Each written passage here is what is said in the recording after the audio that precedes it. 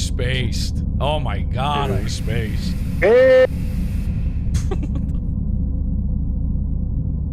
I'm fucking spacing over here.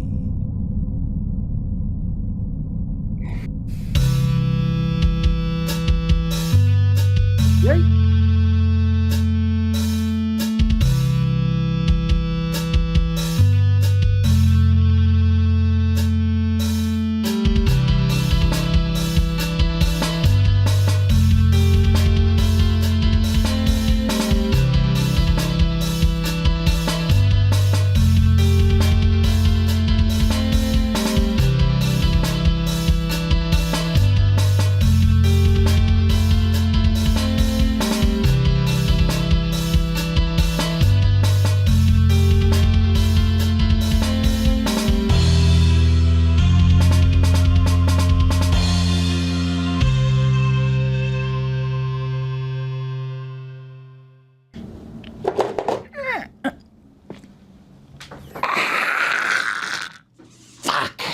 What the hell?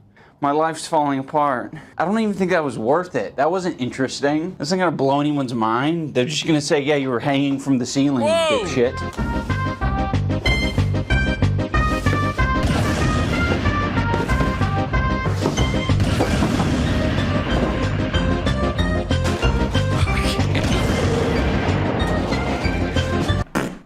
Welcome to New Year, New Me. This is New Me. I'm feeling optimistic. New You looks a lot like a fucking Nazi, by the way. I didn't even know it was an option. Okay, you've been bald before. That's fine. I didn't know you were allowed to just have the Michael Jordan Hitler mustache. I didn't know that you could still do. The eagle, honestly, is now starting to look sus. I used to think that iJubbbz went into the tattoo place and pointed at the wall, and they were like, what do you want? And he just said, yes. Anything. Can I see your book? And then he just stuck it to himself and said, go. So, but now the eagle's looking a little suspicious here. There's something bizarre going on. I feel like there's a counter signal in the air of some for kind. Me, for the new year, I'm not feeling optimistic for other people. What does that mean? Why does he have a thing pointing out that he has he's brown now. He's a brown guy, is what he's claiming, and his table is a pickle. This video is called Pickle, Pickle, Pickle Goose, which of course got my attention. Now, here's the thing with iJubbbz. iJubbbz, I don't think he should be legally allowed to be called iJubbbz no more, right? Because do people even know this? He married a lady named Anisa Jomha, and then he took her last name. So he's Mr. Jomha. Isn't iJubbbz, isn't that short for like whatever, Ian something? His last name started with a W, so he's iJubbbz. No. You're iJubbbz now, okay? And whatever you've been going through, the horrifying transformation, new year, new you.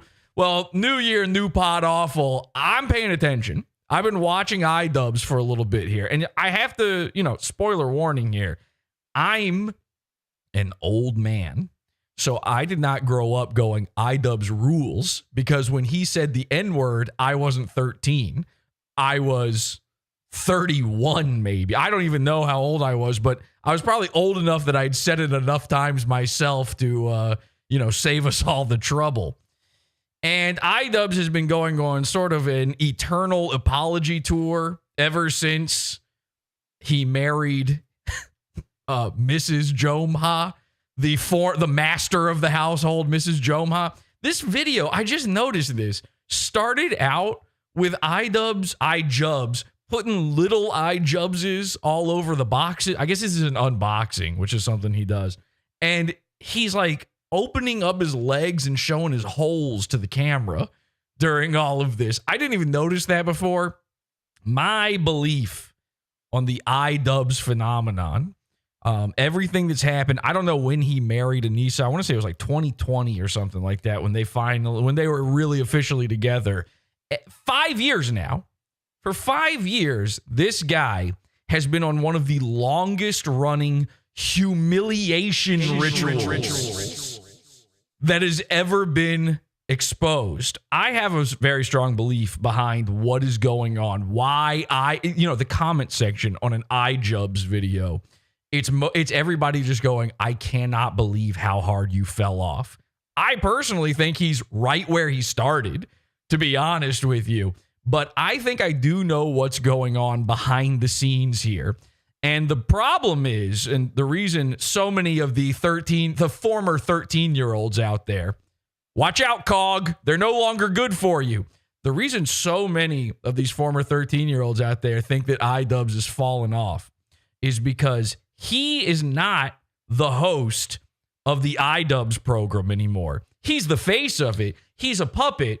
And of course, right up his ass as he spreads his legs for the camera to induce humiliation for one more minute, to bring blood to the blood god, deep, deep up his butthole, the forearm of Master Jomha puppeteers him. You're watching a Jomha production, and you're watching PODAWFUL.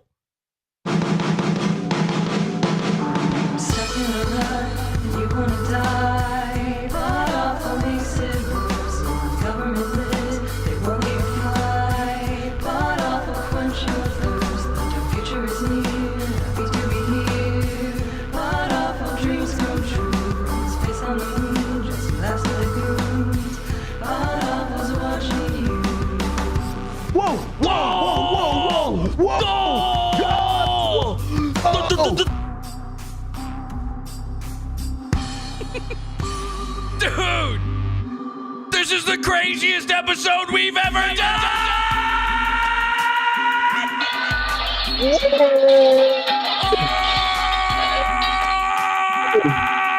Oh, buddy. Oh. Okay, goodbye, new people. See ya. Oh, you were giving this show a shot? Peace. Anyway, this is PODAWFUL. I'm your host, Jesse P.S. Happy to be here. You can add me on Twitter at PODAWFUL. You can join our Discord, podawful.com/cult. It's our cult. We have a PODAWFUL cult. And we're live over at podawful.tv, where we've got Ninja Genie, they say in chat room. We got a live chat room. People are saying, whoa, I'm going to goo. Whoa, buddy. Best episode ever, folks. I don't even know why they're saying stuff like that. This is getting deep. She's deep. She's deep, deep, deep in his hole. Okay. Who would ever let their beater get that low unless he's trying to show off the eagle and the stash? Is a great point. Mm-hmm. That's actually a terrific point there from the chat. It was InfoWar said that. Yeah, I do believe that I think he's trying for something with the stash and the eagle and the wife beater too. By the way, wife beater, the clues. Okay, you're being pre-programmed. These are the clues. There's always clues left in everything. This is a clue. The pickle and the weird skin tone thing he's doing here, completely unexplained. I have no idea what I'm supposed to get out of that. Of course, everybody believes that iJubbbz copied his wife in getting tattoos. You know, she's one of these horrifying BPD nightmare women covered in, fresh ink. But that's the thing, is it's fresh ink with her. You know, I was looking into this before the show. I was shocked to find that when they got together, neither one of them had a tattoo. you kind of forget about that. You kind of misremember it as like, oh, he's just following in her footsteps, which is never good for a guy. But she was completely normal looking at one point, believe it or not. It's a horrifying place to be, but she was actually, it appeared to be a normal human female being. And then what happened was, it turns out iJubbbz was gay the whole time. Okay. Now, I know most people are not going to agree with this statement, but I'm going to prove it here on the show tonight. Well, you know what? We should come back to this one a little. Well, he did hang out with Sam Hyde, so. Are you saying Sam Hyde is a gay guy? He's a fucking nerd. Okay, well, listen. All I know is my best friend is Ryan Katsu Rivera, and I've got nothing bad to say. So, did you guys see Ryan Katsu Rivera was on the Sam Hyde podcast? Wait, really? Yeah, oh shit! I saw this right before the show. Yeah, they just put out a clip from it. He was, their third mic guest on the show. Ryan is now going to go work for. He's leaving Gavin McInnes, one of the goons of PodAWFUL, by the way. He's leaving Gavin, and he's going to go work for Sam Hyde, which means Ryan might be Mr. Jomha's biggest nightmare ever. It's like I'm sure we're about to see some clips of the Proud Boys in this video right here. He put out a video a couple weeks ago. I don't normally even pay attention to this kind of stuff. And this one even got me where, I started having some thoughts, some feelings about it. I'd like to share those with you now. Let's take a look. We've never, ever seen a generation or a group of people so angry, so miserable, so medicated. My body, my choice. The feel when we control your bodies. Okay, so we've got Steven Crowder. We've got Nick Fuente. All these people we talk about. The messaging from the left is still so... We've got a skeleton. So that's part of the show. Now the creepy music starts to make sense, anti-male. We will keep you down forever. The women with the least likelihood of getting pregnant are the ones most worried about having abortions. If you are an American woman, you have every Oh, wait. Hang on a second. This is a good person, right? right to choose in the world. I mean, I hate to break it to you ladies, but Oh, never mind. you might not have had a choice in the matter. Nobody wants to impregnate you if you look like a thumb. I think it would be awesome for the looming fertility crisis if everyone here had 7 children. People say no less than 7. I think 7's a good start. I think 7's good. Or whatever number, 4, 5, 6. Charlie Kirk, by the way, has a human being ever looked more strange? And I know this is coming from me, but Charlie Kirk has a face like a boulder. It looks like they didn't get finished carving whatever they were going for with Charlie Kirk. And when he smiles, oh my God. You know what? When the left, I don't know if you guys know this. I just became aware of this. Apparently, there's a new president in town, and we're entering a golden age. Okay? We're entering some sort of golden age now. And everything's changing. Mexicans have to live in Mexico now, something like that. I don't exactly understand all the politics and stuff behind it. Everything is going topsy-turvy. It used to be that a guy like iJubbbz, he was sitting around going, this rules, everything is good. And now he's becoming a skinhead because Trump is the president. Okay. And then I was watching this thing earlier. Did anybody see this? Has anybody seen that Trump is now the president? They did a whole thing where he, gave a speech and everybody pretended that they were cool with it. And then Really? the old guy was just like falling asleep behind. Like, I swear to God, I watched 30 minutes of Trump just say, hey, you know who fucking sucks? This guy right here. And he was sitting right there. He just berated an old man in front of an audience of, by the way, standing ovations for they were like, yes, fuck that guy 20 feet in front of us. Clinton was there. Both of them. Bush. Okay. Big Mike, I think, might have even attended something. Obama was in the audience, having gay thoughts about stuff. There was a lady in the audience. Not to get political, but there was a lady in the audience. And that's political to iJubbbz, by the way. Take a look at this guy. Ever use these on your butthole? All right, that's all I needed to show you.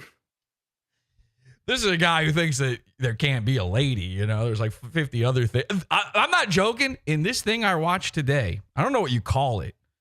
The new president ceremony, the new president said that officially speaking, there are now only 2 genders, which I could have sworn was the truth before. I didn't even know we needed to decree this. He was like, the White House now operates under an official 2-gender solution. Which, all right, well, then go figure it out with Israel and Palestine then. So, and speaking of Israel, there's a lady in the audience, right? Not in the audience, in the dais behind Trump. And I think her name is like Miriam Adelson or something like that. Don't infer anything from it. But I don't know if she's like the APAC. I don't know anything, man. But I think she's like in charge of Israel? I'm not sure what does anybody know who I'm talking about? She's like a little old, she looks like, Zelda Rubinstein, where she's about to do a curse and a blessing on your house.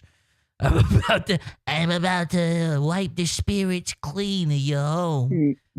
I don't know what her thing is. She looks like, like kind of like when Roseanne is trying to look fancy, but thinner. Like a shriveled old lady with big sunglasses. Does anybody know who the fuck I'm talking about right now? Clo Butcher, someone says in chat. What? Miriam Adelson. Okay, but who is she? What does she do? Is she like the president of Judea? What does she do exactly? I don't know. Did she have the red glasses on? I don't know, man. She was wearing big Miriam Adelson. Yes, probably. Who is she? Everybody knows her name. Nobody knows what she does. Roseanne is a rapper now. Don't even say something like that. You think I haven't seen the video? We're not discussing it. This is already too deep. Okay? I'm just trying to share with you a fun moment I noticed from a thing from today. Her husband owned casinos. She's I don't know if I'm allowed to say this word right now. She's a Zionist. Jesse puts hair gel on his bangs. We actually need to talk about. I'm glad you brought that up. We do need to talk about bangs. I don't know where you're getting the idea I have them. You see all this fucking forehead?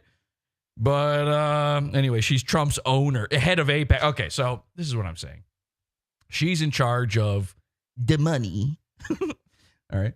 She's in charge of money. And everybody, even Biden, even, what was the lady's name? The Indian lady?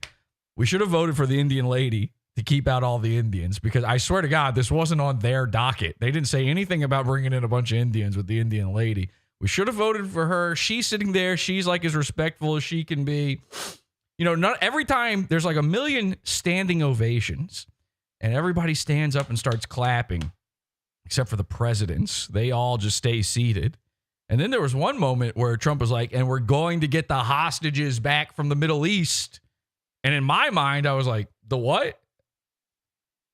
But everybody seemed really psyched by that. And even the old president got up for that one. He felt like he had to. Took him 20 minutes. I swear to God, by the time he stood all the way up, everybody else had been seated again. And then he had to be helped down. He had to be lowered on a contraption back into his seat. So I'm glad he wasn't doing the standing ovations. None of the other presidents ever stood up. I would think George W. Bush, by the way, he's there. He didn't stand up for the Middle East part. Like, it's a little... You do know what people say about you, right? They made a whole cartoon about how you're involved in everything. Have you seen the cartoon? So Jesus is there. He's like some sort of Egyptian Jesus man, and Bush did 9/11. So anyway, the point is, this Miriam Adelbaum, she's sitting there. She's the only one. The whole speech, she's just gossiping to the guy next to her. She's like, "Hey, I thought he was good, and I brought it." It was so rude. It was crazy to me how rude it was. And then there's one moment where they stood up to do the standing ovation. You could tell she didn't even know what they were standing for. She hadn't been listening the entire time. And she's standing up and she's still talking to the fucking guy next to her. She's like, "Yeah, so what do you think we're going to have for dinner tonight? Because this is I don't know if I want to stick around for this." And it started making me think that maybe she's actually at a higher echelon than presidents. Yes, she stood up for the ovation, but she's like talking through it. It seemed all by the book. And then I see Elon Musk is behind Trump. He's like sitting behind Trump's big, tall boy. He's got a big, tall boy. So this is my political takes, okay? So he's got a big, tall boy, and I saw him do a speech. I don't know at what point this was, but I saw Trump do a speech in the past day and a half or so where he's like, "Check him out." Is that a Trump impression? Check him out. He's like, "My big boy, he's a little guy, but he's tall. He's tall. He's tall." And he slurps in his own nose.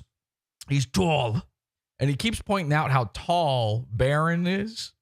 And he's like, "He's big, so we respect him, don't we, folks? little more than all the rest of the sons that are in the family. The blonde one, the other guy, okay? He's tall. He's a big, tall, little guy. He's a little, tiny, big guy. Anyway, so Elon Musk is standing behind him. And, he's like having, you think Barron's autistic. Elon Musk is having like this bizarre autistic meltdown behind, where he's like, at one point, Trump mentioned Mars, and Elon Musk is like, ah! He's like imagining 50 Indian dudes in front of him. Imagine that, sending an Indian guy to Mars. Fucking first thing, the first thing that happens on Mars, it's never been stepped foot on. And then they got a big pile of shit. So, PODAWFUL's political takes. This is my political take. So anyway, the reason I bring up any of this at all, did you guys see what Elon Musk did? Because now we've got Mr. Jomha is joining the Third Reich. So he's starting some sort of Fourth Reich with his new mustache. And it looks like Elon Musk pledged allegiance to the Reich. I saw a clip. I don't know what happened, but Elon Musk straight up heiled Hitler. It was like a Joey Salads video. Why are we heiling Hitler out here?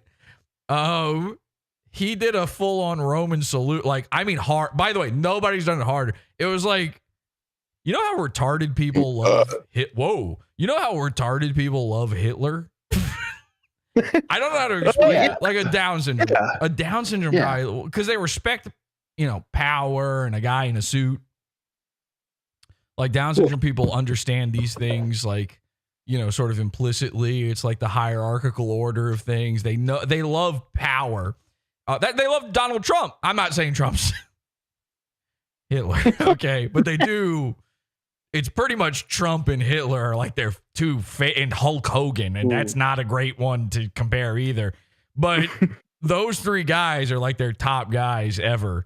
And so Elon Musk, I don't want to do it because we're on YouTube, but okay. If you do it in reverse, does it count? Like if my hand starts in this area out here, am I allowed to bring it back?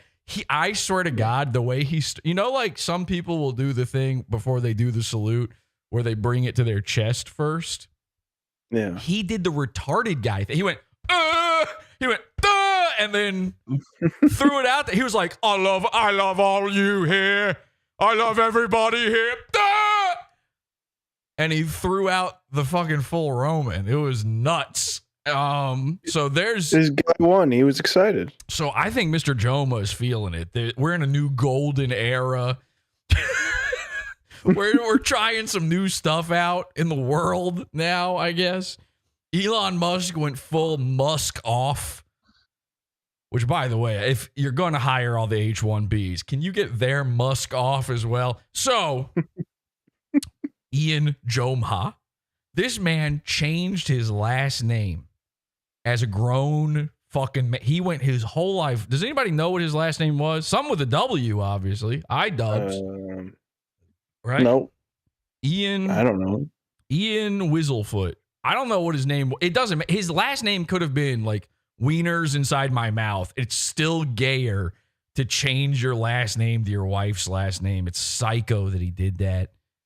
And was she an OnlyFans girl? Because again, I don't really know anything about this guy. I think she was a streamer on Twitch. But was she? Did she start on like when he met her? Was she already opening hole for the net? No, from what I know, no. Okay. Yeah, I think she started or the Fansly account or whatever. Now remember and the boxing shit.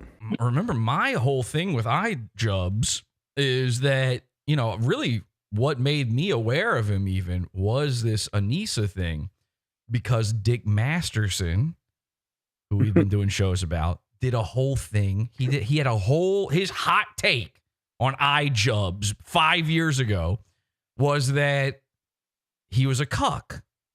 And Dick Masterson's got a very bizarre, if like Down syndrome people could never put together whatever his hierarchy of power is inside his head, They would never follow a guy like Dick Masterson because his idea of what a cuck is and who's the master and something is very off. Like, for instance, he called Maddox a cuck for years, but currently the woman carrying his child has tasted Maddox's cum. Are we all on the same page on this one? So for me personally, that would be like if I found out that my wife had tasted triangle. You see what I'm saying? So, well, ugh. Oh, you said, Gross. ugh. I thought, okay, sorry. You were just having a moment to yourself. So, it's gross. I would hate to find out that anybody I've ever covered on this show, my wife has been, naturally exposed with in any form. To me, that you would be the cuck in that scenario if that was your lady, right? And then he specifically picked her out because of that, which is even crazier. So then Dick Masterson, he's got a whole thing where he says this iJubbbz fella, new Hitler 2.0, sorry, Nick Fuentes, move aside, our new H Supreme, he's got a whole jag where he's like, he's a cuck because his girlfriend was an internet streetwalker. All right. Now, normally I'd fully agree with that. But where I got confused was Dick Masterson's girlfriend at the time, and also currently his wife, the woman who was carrying his child, was also an internet streamer, right? Who would show, she would open her flaps. She would expose her tots. You could see her gizmos, her grindle. Everything was on the table. She would dress. She's a school teacher. She's like, in real life, she's a school teacher. And what she would do is after hours, she would sneak into the school where she would teach her children. And she would dress up like Britney Spears schoolgirl style. And then she would open up her butthole and spit in it on camera for you to jack off to. That's the mother of his child. So I had a whole thing where I was like, well, then you're a simp, right? Like, doesn't that make you... it was a simp. It wasn't even a cuck. It was a simp. He said that iJubbbz was a simp. I was like, well, doesn't that make you a simp? And then what happened was Ethan Ralph muted me. So that one kind of went nowhere for a while, right? So now you got iJubbbz. And everybody says he's a cuck, he's a simp because of this Jomha girl. It's so much worse than that. Jubbs was always this guy, all right? Like, didn't he live in LA and stuff? He was hanging out with the H3 people. That's how I first heard about him. He was hanging out with H3 people and all this stuff. And everybody got confused because iJubbbz did something it's a very interesting move. It's actually fascinating. What he did was he turned himself into the inward guy. Okay. Now we got to talk more about that in a bit. Let's watch some of this video. It doesn't work out well. Hello, everyone. Welcome back to another episode of iJubbbz Complains. Today, I'm going to be complaining about a little bit of a heavier topic than portion sizes at Cold Stone. This is a video about abortion. It's a very big topic, a very serious topic. I know. I'm going to treat it with all the respect that it deserves, all the sanctity that it deserves. Back in November, there was a trend. All right. Now, so he's playing with his feet. There's like, which automatically, like, I need to go check Wikipedia and see if they've already posted that one on there. Is he one of their top guys for this month? The thing that really floored me, the thing that really started getting my brain juices cooking on this one is that what is the first thing you notice about this video when you watch it? Like, what draws your eye? Where he's filming at. Why the fuck? Yeah, what is going on? It's so bizarre. What is going on? So he's in like some sort of dirty old basement. And the only thing you can really make heads or tails of in the background is he's got a punching bag or something. This is some sort of it literally says title boxing on it, which sounds fake. That sounds like if you were trying to come up last minute with the name for your boxing company. You're like, it's what's the title? So he's got this title boxing thing behind him. And I maybe I'm retarded. In fact, certainly, I'm retarded. I forgot that he is like this boxing guy on the internet now, that he has somehow tricked his way into being Mr. Boxing. The same way as like... But he lost both matches. He lost both times. And by the way, of course he did. We all knew. There was no shocker in any of these moments. In the same way that, what's the guy's name? Jake Paul. Jake Paul is like Mr. Boxing now. I assume before he was a vlogist where he would just show you his day and then make up some fake crap for you to go, whoa, you drive a car? So he decided he's Mr. Boxing now. But you look at him and you go, okay, well, he's like kind of muscly. He looks dumb as a rock. He looks like his head's been hit quite a bit. And then also he beat Mike Tyson. So whatever you think about that match or the legitimacy of any of his bouts, you're like, all right, I guess he's a boxing guy. I mean, he's certainly more of a boxing guy than he is anything else.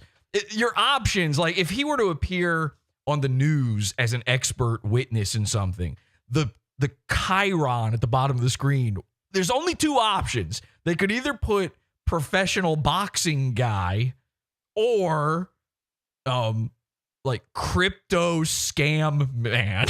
And then what else is there? Logan Paul's brother. And he's like the older one, so you really don't want to be known as that. So he's a boxing guy. But then Ian Jomha is not, nobody in like the public consciousness is not that he's Mr. Boxing. I think that this is a move. I think this is somebody behind the scenes being very specific about what they want people to perceive Ian as.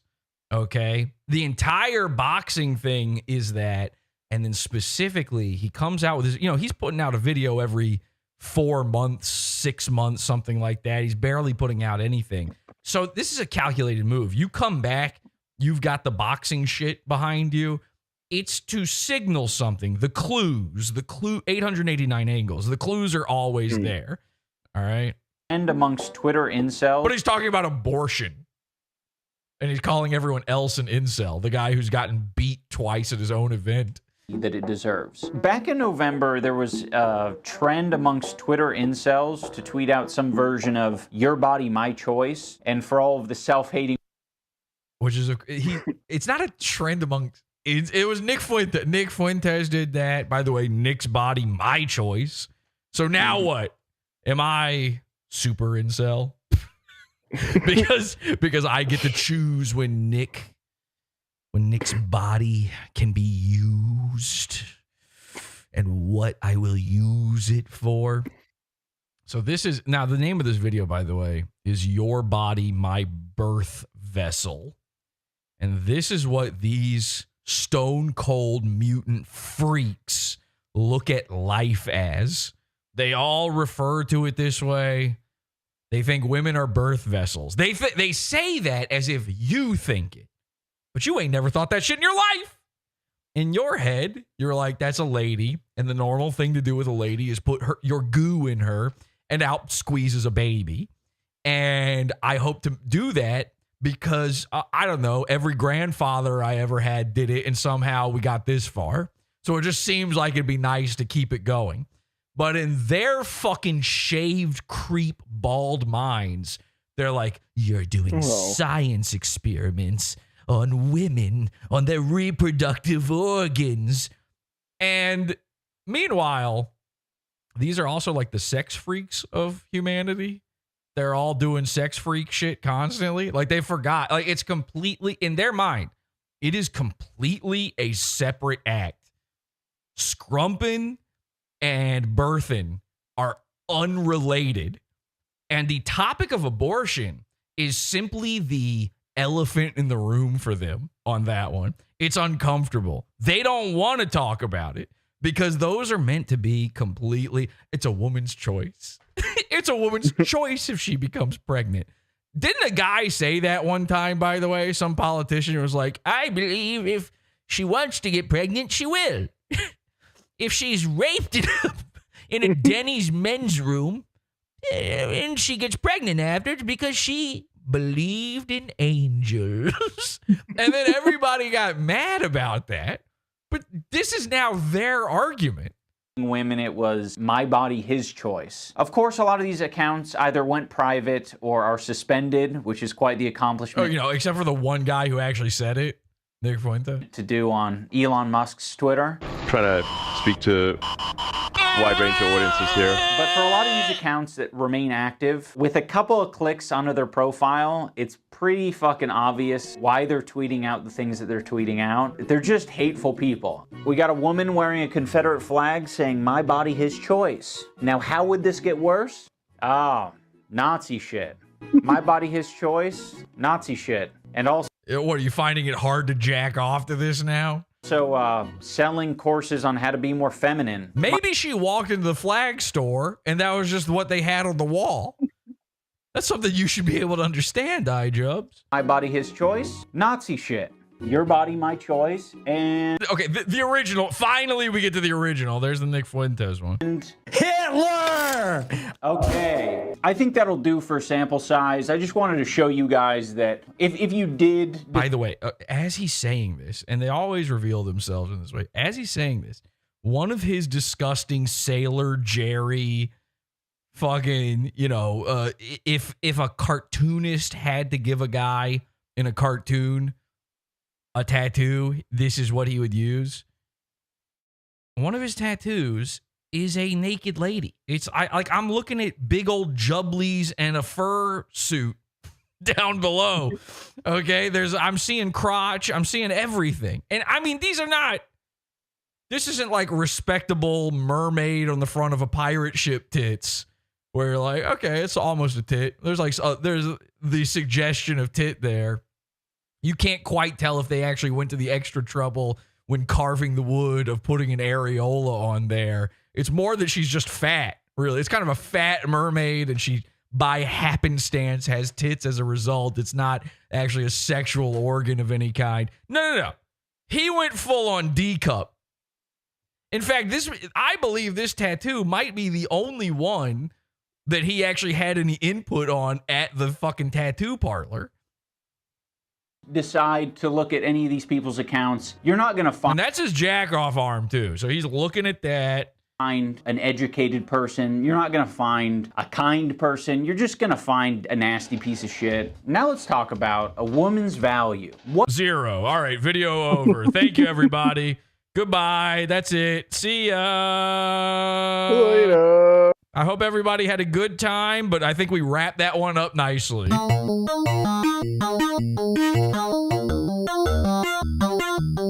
Is this a cult if I ever heard one? Yes, it is.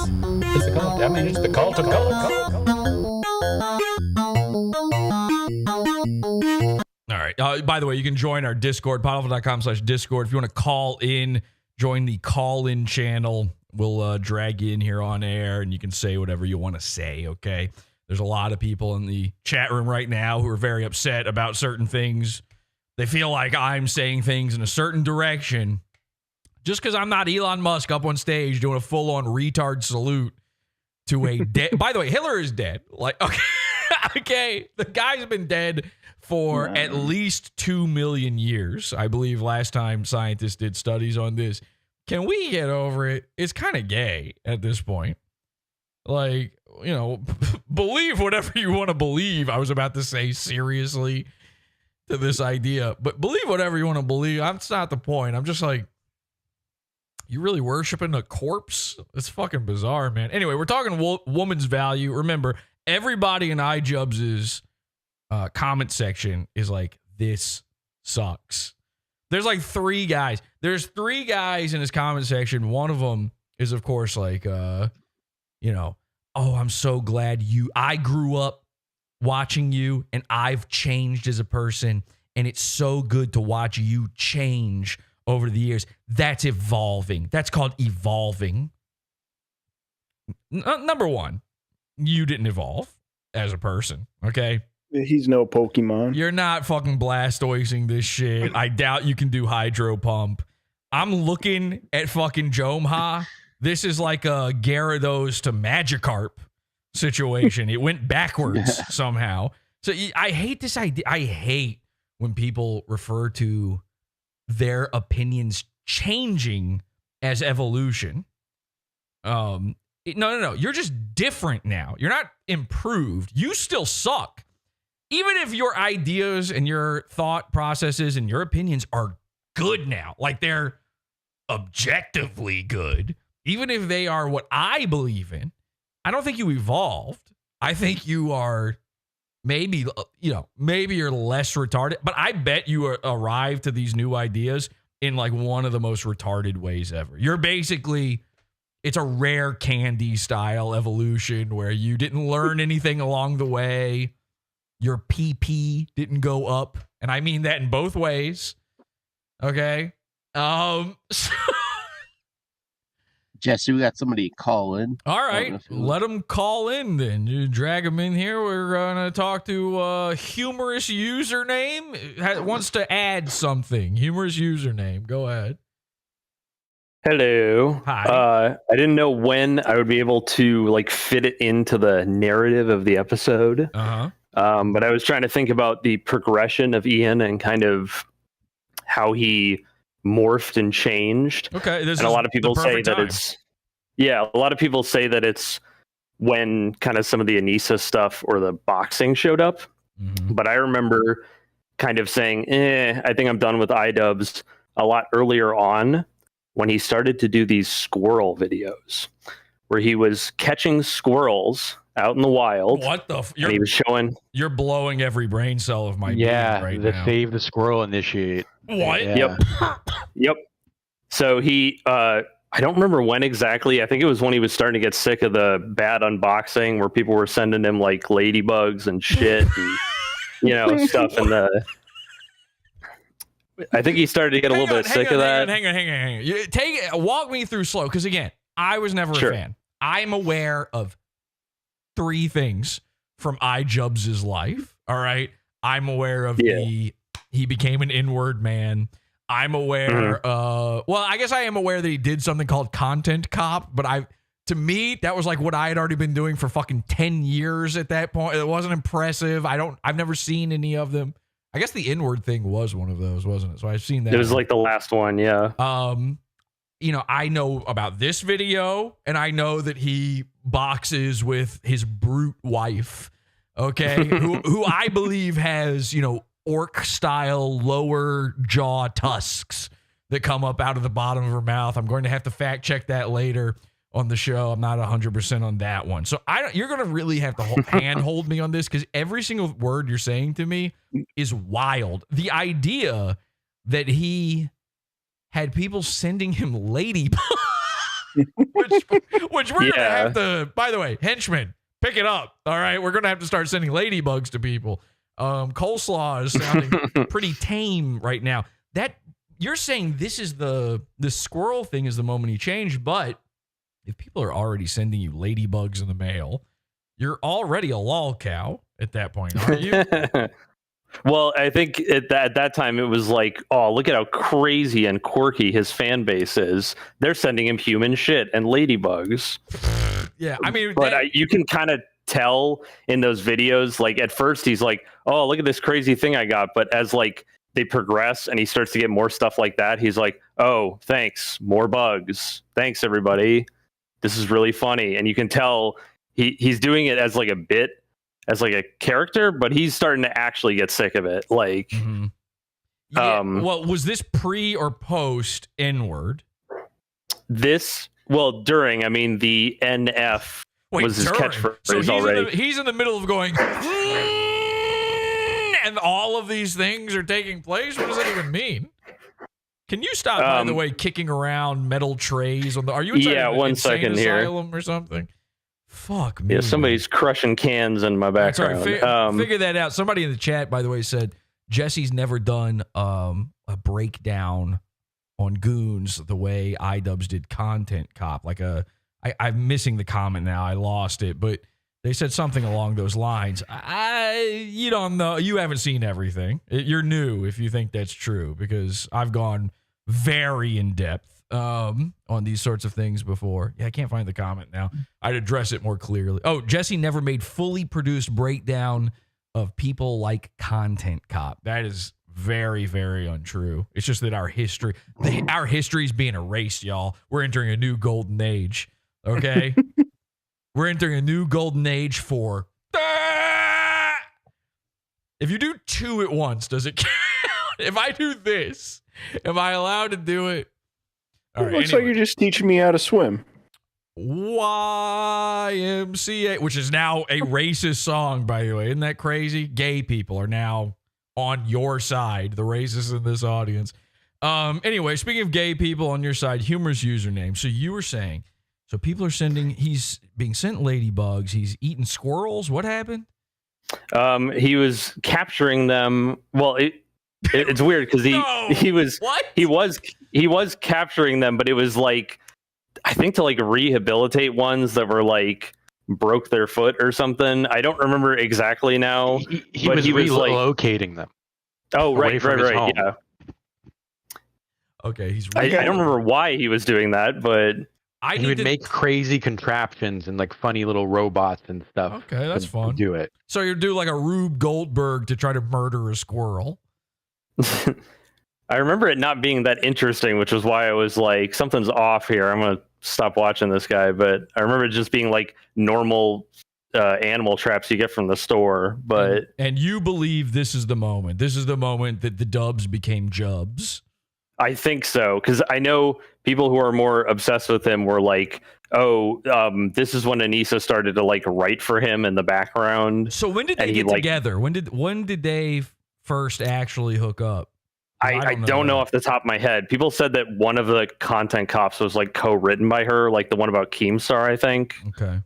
So I'm not exactly sure. Spoilers. I'm thinking everything's co-written by Jomha. Yeah. I think there's a lot of Jomha all over this man, and it's one of the more humiliating, embarrassing things I've ever watched take place over such a long period of time.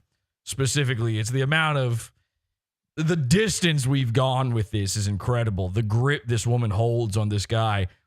Honestly, you say what you want about her, but she must give the most slopped up pee you've ever received in your life. This guy, he's coming back for more. He's begging for seconds is all I'm saying, because we all know the hold that a lady can have over a guy.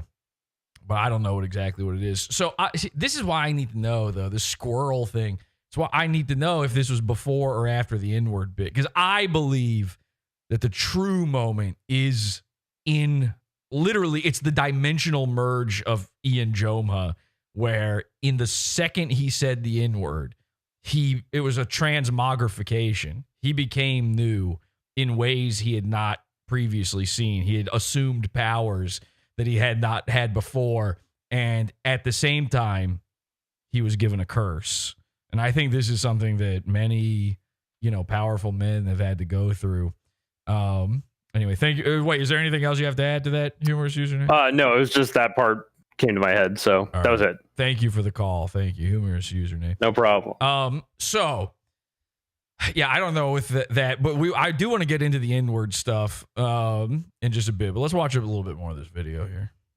What is a woman's value? I guess you can narrow it down to reproductive organs. I like that when we start talking about a woman's value, he starts playing, like, I think haunted house music from Super Mario or something. I don't know if anybody can even hear that in the background there, but I think we're looking at Boo right now, and he's not looking at us.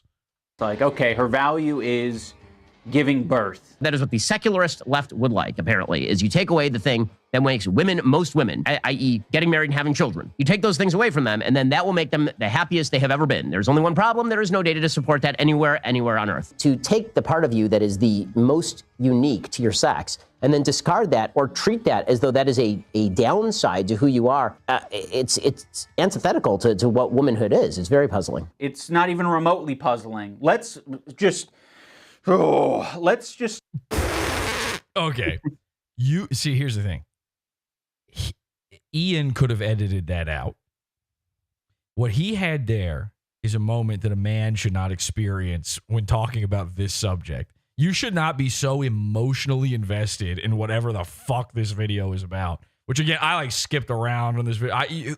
I don't think there's a man on earth who's made it 32 minutes all the way through this video. If you were able to see the retention metrics on this video, it would be it would sound a lot like the haunted house music from Super Mario 64. So I haven't watched this whole thing. I don't know exactly. Maybe he's not. Maybe he tells both sides. Maybe he's just somewhat empathetic with all these points. I doubt it. What I've seen certainly doesn't indicate that. What I believe happened here is he has been brainwashed into being female inside his mind. We are watching a man turn trans.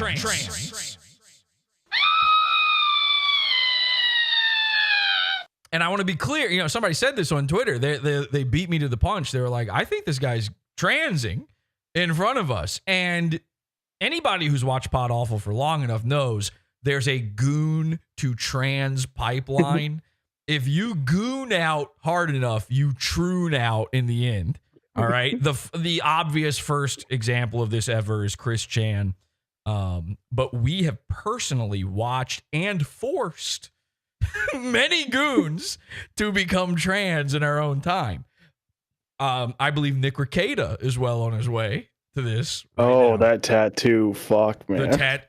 Can somebody bring up the tattoo? I completely forgot about the tattoo. Can somebody get the tattoo? Because we had seen it before, long ago.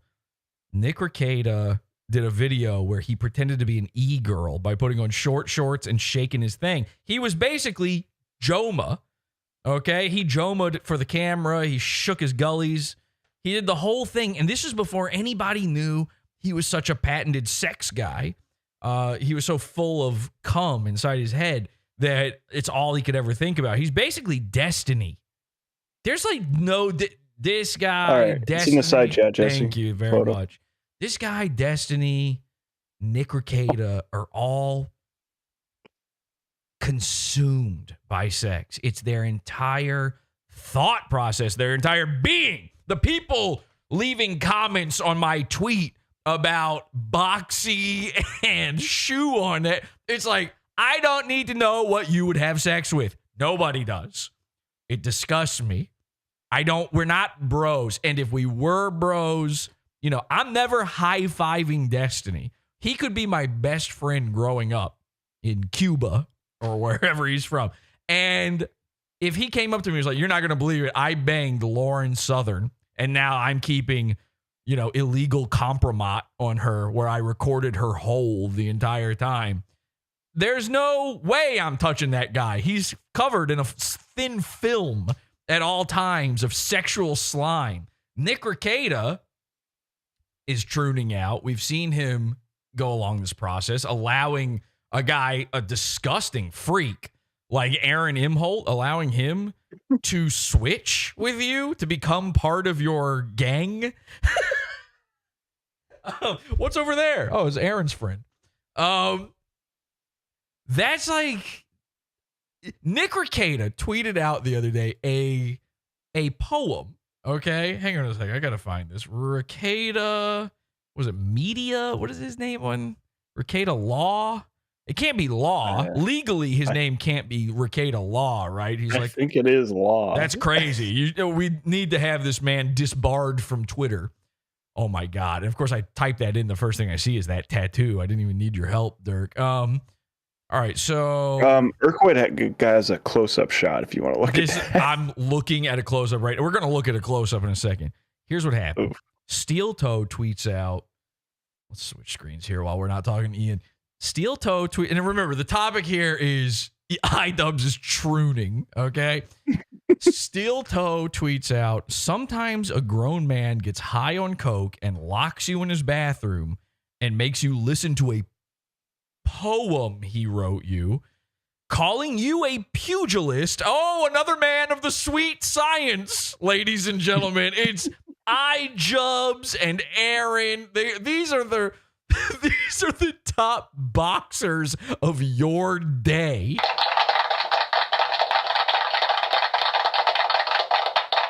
My dad had Smokin' Joe and probably a guy named Larry Curl Chops or something. I don't know. And then you've got fucking Aaron Imholte, his spider, and iJubbbz. All right. This is. Your father may have seen, you know, Frazier versus Ali in person. He might have been there, seen the whole thing go down. And you may have seen, I don't know, fucking Dr. Disrespect fight a child. Okay, so apparently Nick wrote a poem for Aaron, forced him to listen to it at bathroom point, about him being a boxer and how his capacity for destruction is only outweighed by his compassion of instruction. And then he says, I see now it was hormones. He is pregnant. Everybody's starting to see it. This man is trooning. All right. Now, again, we're talking about Nick Rekieta here, not iJubbbz. So, by the way, compassion of instruction. What's Nick being instructed on by Aaron? There can only be like 2.5 things, possibly. There's the limitations on what could possibly, what Aaron could instruct anyone on. I think it's just like, you know, where the button you have to press to get April to fucking smile is. Okay, so he tweets that out. Nick Rekieta quote tweets him and says, this is I don't even want to read this out loud because it's so gross. He says, roses are red, violets are blue. You lost your girl and tasted my goo. And he says, that's the poem. Now I'm reading that and I'm like, this is a burn on Aaron? Exactly how? So I replied, I said, I added to the poem. So roses are red, violets are blue. You lost your girl and tasted my goo. I added, this little act makes you gay too. E.E. Cummings. Now, I don't know. Like this. Okay. Again, people, the whole thing with fetishes. And by the way, being anti-abortion is a fetish. People being into fetishes, the part they get off on is forcing them on you. So when you're reading Nick's tweet here, this is all part of the sexual humiliation ritual. I'm a killer gorilla. Where this is the part where he comes. When the number, he's got 467 likes on this. 57,000 people viewed it. I responded to it. That's when he goos. That's when his goo. He's talking about goo, by the way, so you know PODAWFUL's gotten to him. But that's when the man goos. You're a part of this. When iJubbbz uploads these insane videos, sorry, I didn't realize it was already up there. When iJubbbz uploads these insane videos, you're now a part of it. You're in a throuple with these people. Let me see the Nick Rekieta thing here. Do we have video of this, actually? I hate to be a diva, but I would love to get the video on it because it's so horrifying. It's so unreal. People will think we photoshopped this. I know people are probably covering this everywhere, but Nick got some ink done, all right? He got some work done. Speaking of Mr. Jomha. And again, I don't know what the connection there is, what the absolute insanity. Well, actually, I do. I do know what causes this because it's happened to me. And I would bet it's happened to a lot of people in our audience. Just to be clear, I'm not talking about trooning out. That has never happened to me. It never will. Ian Jomha, you are trooning. If you don't troon, I will troon you. You're already on the track for trooning. Okay, we've done it before. We will do it again. All right, looks like we got a clip.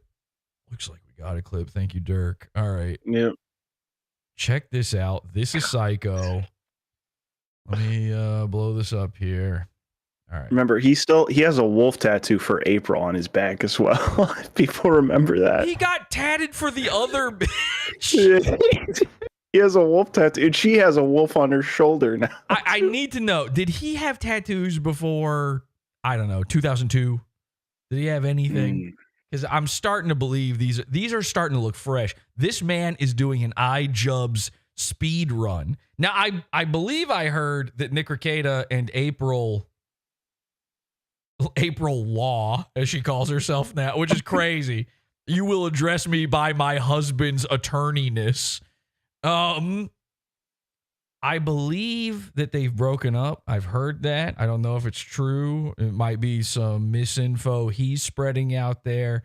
You know, it seemed like they were hot on the track of Nick leaving his wife and children for April, which I was, of course, 100% in favor for. That would have been amazing.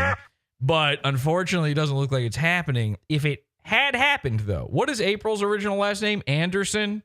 Because I think so, yeah. I guarantee you right now, if we lived in the good universe, Nick Rekieta's name would be Nick Anderson. He is going for it. I don't know what this stream is he's on. I don't know if this is a guy he's like friends with, but you got to see this. Check this out. Watching you. It's just really low. It's down here. Oh my God.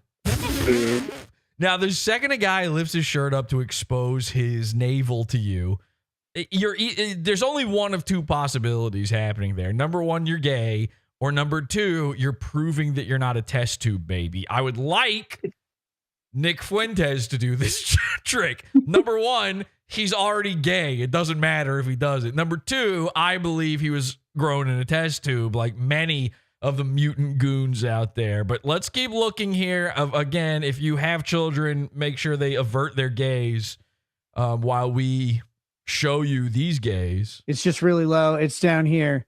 And listen, when a woman puts a tattoo down there, that's an arrow. All right. I got so much to say. I had no idea how much I have to say about all this. That's a fucking arrow. It's not as bad as like, you know, a big fat white lady who gets Queen of Spades above her asshole with an arrow pointed down. And she's like, free use. Come on in, boys. The water's fine. I know you can't swim, but dive in head first. Let's see where this goes.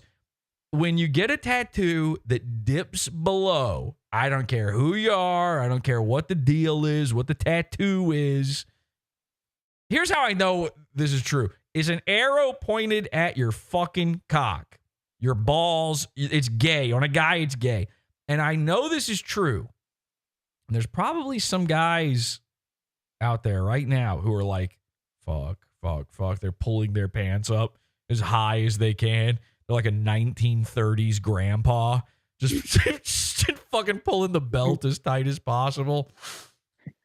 They're wearing a barrel. I'm not. Just wearing a barrel. I'm just jacking off. You're just jacking off. Okay, well, see you, Dirk. But anyway, that's an arrow. And I know it's true because nobody gets their kid tattooed there. You see what I'm saying? Like, a lot of people get a portrait of their child or their dead baby, their angel baby, their abortion babies. They'll get their abortion babies tattooed on their arm, maybe an upper back, like on your scapula. If you really want to show that you love your child, your fucking face, that's the only way to do it. Sorry, I don't buy it. Oh, you love me, Mom? You don't face love me, though? But if Mom fucking lower hip loved me, I would have a problem. I would need to be calling the cops on Mom. Dad, even worse. Every single thing that goes on down there, that's a privacy. That's a no-no area. Tattoos shouldn't be going down there, period. But listen, if a lady, she's young, she gets a kitty cat on her thigh next to it or something, that's one thing. But if the kitty cat's tail is so long that it goes up to her belly button so that you can see it above the pants, it's because she's telling you to follow the trail. Now, I got to be honest. I know what's down there. I never needed the help. The treasure map is unnecessary. Nick needs you to know this is a signal Everything is a clue. 889 angles. Look into it. Cucks have to signal each other the way gay guys used to have to signal each other in the 30s. You know, toe tapping inside of a bathroom, wearing a certain earring in a certain ear. What, by the way, turns out both ears are the gay ear. If you walk into the wrong bathroom at the wrong time, it doesn't matter which ear you got the earring in. Prepare. Pray that you want to have the baby. I hope the angels hear you, okay? Because you're about to get raped. So, what was I saying? Oh, so Nick, he needs to signal to people that he's a fucking cuck. He's a gay guy. In fact, we know another cuck. Hang on real quick. We know another cuck. I just tweeted. Oh, man. I just tweeted this out. Right before the show because I just spotted this. Royce Lopez. Oh, all right. Royce Lopez, known human cuck. I had to tweet this out. I said, Royce once again signaling being a cuck in public. Now, check this shit out. This is what they do. Did you know pineapples? An upside down pineapple is a signal to other guys that their wife is open for business. Royce is signaling these things all the time. He and his wife wear pineapples. They do all sorts of these crazy, creepy things. They're Disney adults. They're going to Disney on the gay days. This was a crazy one. He posted this. It's him and his wife. And look what they're underneath. It says the BubbaArmy.com. Now, that already sounds like a place you go to find out if, you know, you want to be in the Navy or, sorry, no offense, Dirk, but that kind of sounds like something where, you know, it's bad news for your butthole if you go to the BubbaArmy.com. But if you don't know, Bubba Army is the name of Bubba the Love Sponge's fan group. And if you don't know who Bubba the Love Sponge is, he's the guy who let Hulk Hogan fuck his wife on camera. And now Hulk Hogan got to be rich because he sued Gawker over this. Please, Hulk, leave me be. This is already out there. And again, Royce is a wrestling guy on top of everything. So don't think this isn't in his mind. When he thinks of Bubba the Love Sponge, he thinks of the cuckery that goes on with his hero. And remember, Royce also has Down syndrome. So Hulk Hogan is one of the top. It's Hitler, Trump, and Hulk Hogan. And Royce loves Donald Trump. He lies and says he votes for Donald Trump. He loves Hulk Hogan. He's a wrestling guy and into cucks. And he loves Elon Musk because he's on Twitter making money off of it. And who does Elon Musk love? This guy. All right. So these guys signal. This is what they do all day long. They signal. So the tattoo means something. I got, oh shit, this way. See, I got a blue bonnet because I was born in Texas, right? Yeah. And then Lady Ragged's is from right. Yeah. Oh, shit. We all know that and what that means. And yeah, why wouldn't you get it pointing to your fucking cum gutter? Arkansas. So these are apple blossoms. That is. Go ahead. That is a like the Texas state flower. Okay. It's still gay. It could be any flower. I know. Listen, Lenny, you want to pick your battles when you say certain things. See, I know that you live in Texas, so you're aware that the cornflower or whatever is their favorite guy.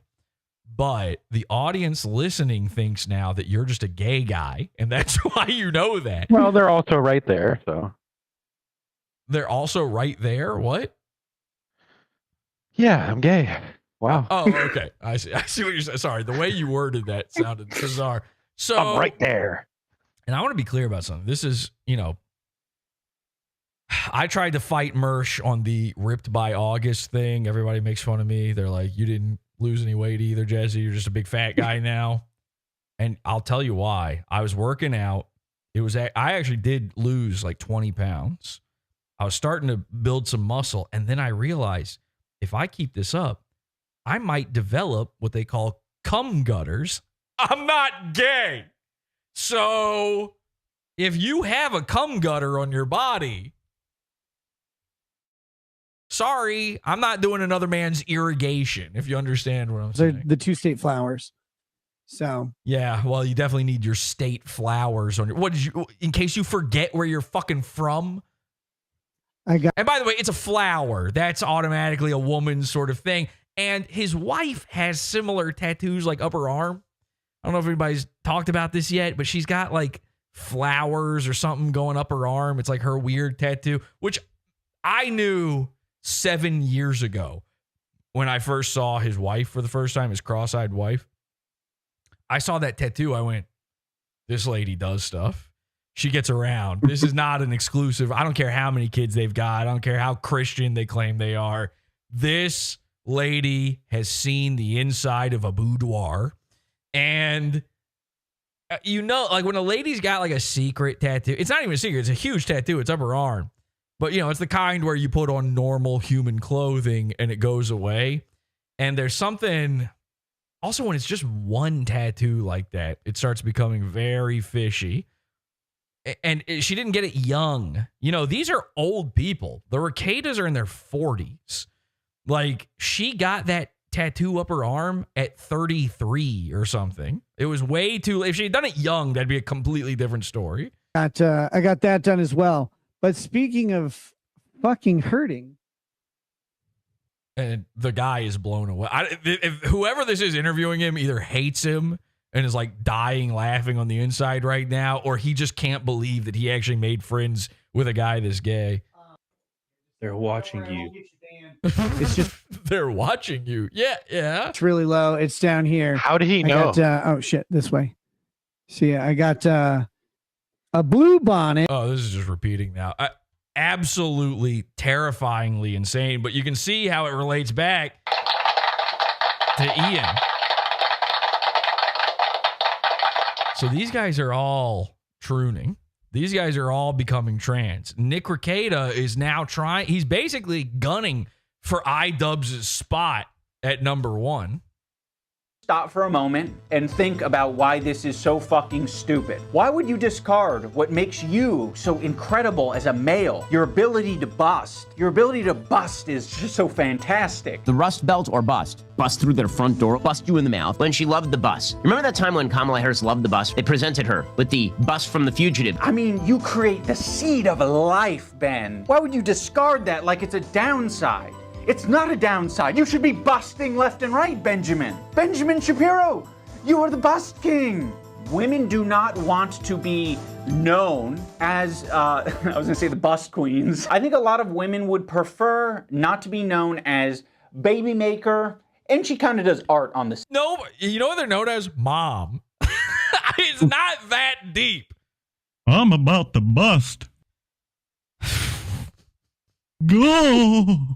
Side. Baby maker, and she does baking. She makes a pretty... Who went to the extra effort to pick the black lady with the black children in these stock? There's no way that was the first one that showed up. Souffle. She's a baby maker, and she sells some clothes on Depop. They're not going to forget... So again, there was that moment he had where he's trooning, and he had the... You remember that? That was like 15 minutes ago. He was like... Now, a normal guy would go, oh my God, I can't believe I even did that in my life. I might be developing cum gutters. I better go get my state flower tattooed. Let me just edit that out of my life. No one will ever know. Ian Jomha is not in charge of the editing of Ian Jomha's channel. Ian Jomha is not in charge of the content of Ian Jomha's channel. Ian Jomha is not in charge or responsible for the scripts, the topics, or any of the things that you witness anymore on his channel. That moment of him shuddering, of him going, go, of him busting over the thought of women being forced, that moment was not only left in, it was enhanced. They shook the entire camera. They made the sound louder. Who did it? Master Jomha, Anisa herself, the Wicked Witch.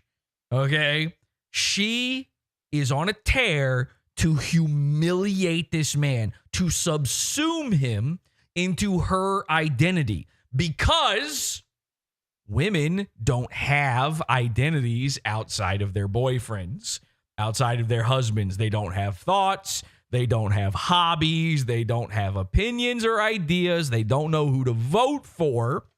And this is why I say iJubbbz did not evolve. He did not change. And neither did you. When you were 13 and enjoying him, you just didn't understand what was happening. iJubbbz is the same guy. In fact, I would say that iJubbbz infected Master Jomha just as much as she infected him with this mind virus, with where he's been left. And if you don't see that, if you're against this idea, it's because you're sitting there going, bring back my N-word guy. Guess what? Ian made a choice. One day, he decided to become an N-word guy, and he knew the Faustian bargain that he was diving into in that moment. He knew what it would take, and he knew what it would take from him in the end. Now, this is all pre-Jomha, as far as I'm aware. So, had a Jomha been around, this never would have been allowed to happen. I agree with everyone there. That is the type of influence that Jomha has had on Ian. However, when I say that iJubbbz was an N-word guy, you have to remember why he was an N-word guy. And every single thing he's doing now is the result of being an N-word guy. Every single move he's made, this video, every interview he's done, all the Twitch streams he's done, every single thing is an apology for becoming an N-word guy. Now, the delicious irony of all this is when everything you do is because you are an N-word guy, you are an N-word guy. He keeps making himself more and more the N-word guy. Everybody in the comments section who is like, we liked it back when you said the N-word.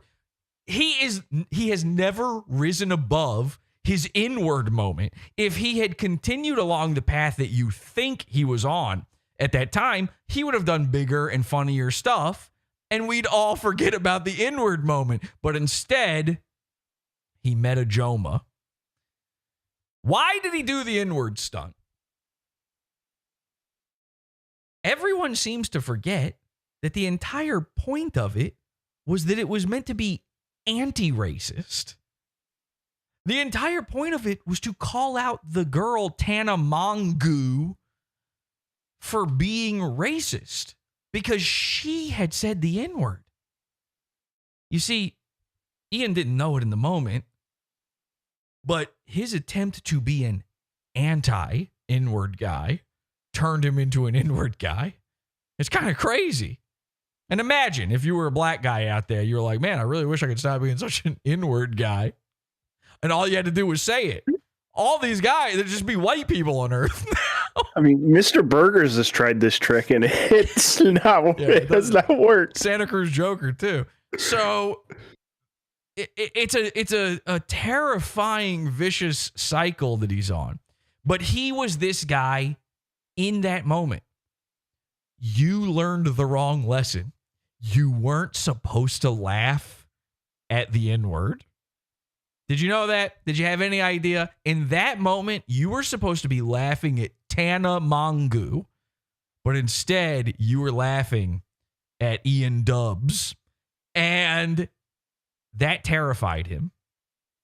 He was Mr. Lefty, Mr. Cuck, Mr. Simp, whatever you want to call him, in all of those moments. And you, the 13-year-old audience, dying laughing at the guy getting... By the way, it was funny. Don't get me wrong. It was funny. Like, salute. That video rules, actually.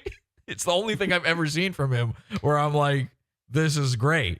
And again, for all the wrong reasons. That moment of horror on her face, the fact that it happened on YouTube at like the beginning of all of this censoring yourself, and it would never happen. It could never happen today. It would never happen. And of course, Master Jomha wouldn't allow it to happen now. He ran to Jomha because of you, because of your 13-year-old self. He didn't know that that's the part that you were going to love about it. He thought he was exposing a racist. Instead, he exposed his own audience. And he had no idea. He didn't know going in. So when he found Jomha, he was at his lowest. He was at a point of no return. I did a little digging before the show. I couldn't believe this when I saw it. I couldn't remember how to spell Jomha. So I typed in Anisa's name into Google and her Twitter came up. And I'm looking at her Twitter and it's crazy. It's fucking crazy because the top of the Twitter account here looks the way I would assume. There she is with her horrible generic tattoos, the stupid whatever this fucking banner is.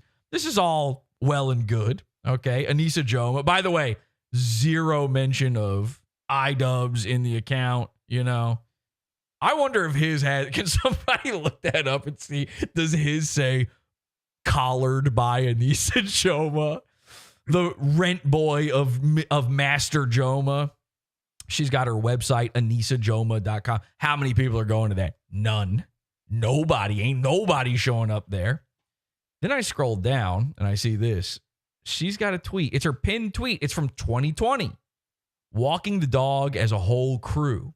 And look at this bright, beautiful young couple here. It's unbelievable. Not a tattoo to be seen. No bangs. Okay? Ian's looking like the content cop you remember. Wow. Look at that. It's even thinner, scarier looking Anthony Fantano and his beautiful girlfriend, Anisa. She's never spread her hole for anybody. Not with a smile like that. I looked at that and I was like, this is 2020. And it's really crazy because then when you scroll down, I have to be careful how far I scroll on this, by the way, or you may see fucking hole.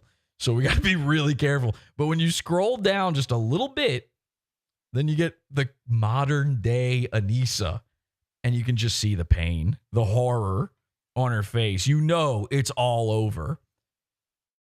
This woman is trapped inside of an uncurable condition. And the irony is, so is this man. They have equaled each other out in this regard. They provided the sickening final plot twist of each other's lives. That's why they've lasted this long, by the way. Usually these kinds of things don't on the internet. They are the missing puzzle piece to each other's mental illness. Now, every fucking dude out there, I'm sure, everybody in here with me now, everybody in chat, if you are the main the playable character of your life, some of you I'm not so sure about. But if you're a creative guy in any regard, you're not an NPC, you've got shit going on, or at the very least you try. At every echelon of this, by the way, it doesn't matter your station. Any dude who's out there grinding, trying to make something happen in his life, has met this woman and has been with this woman. I know I have, and it was very public. You want to talk about the arrow, the tattoo arrow to the fucking genitals?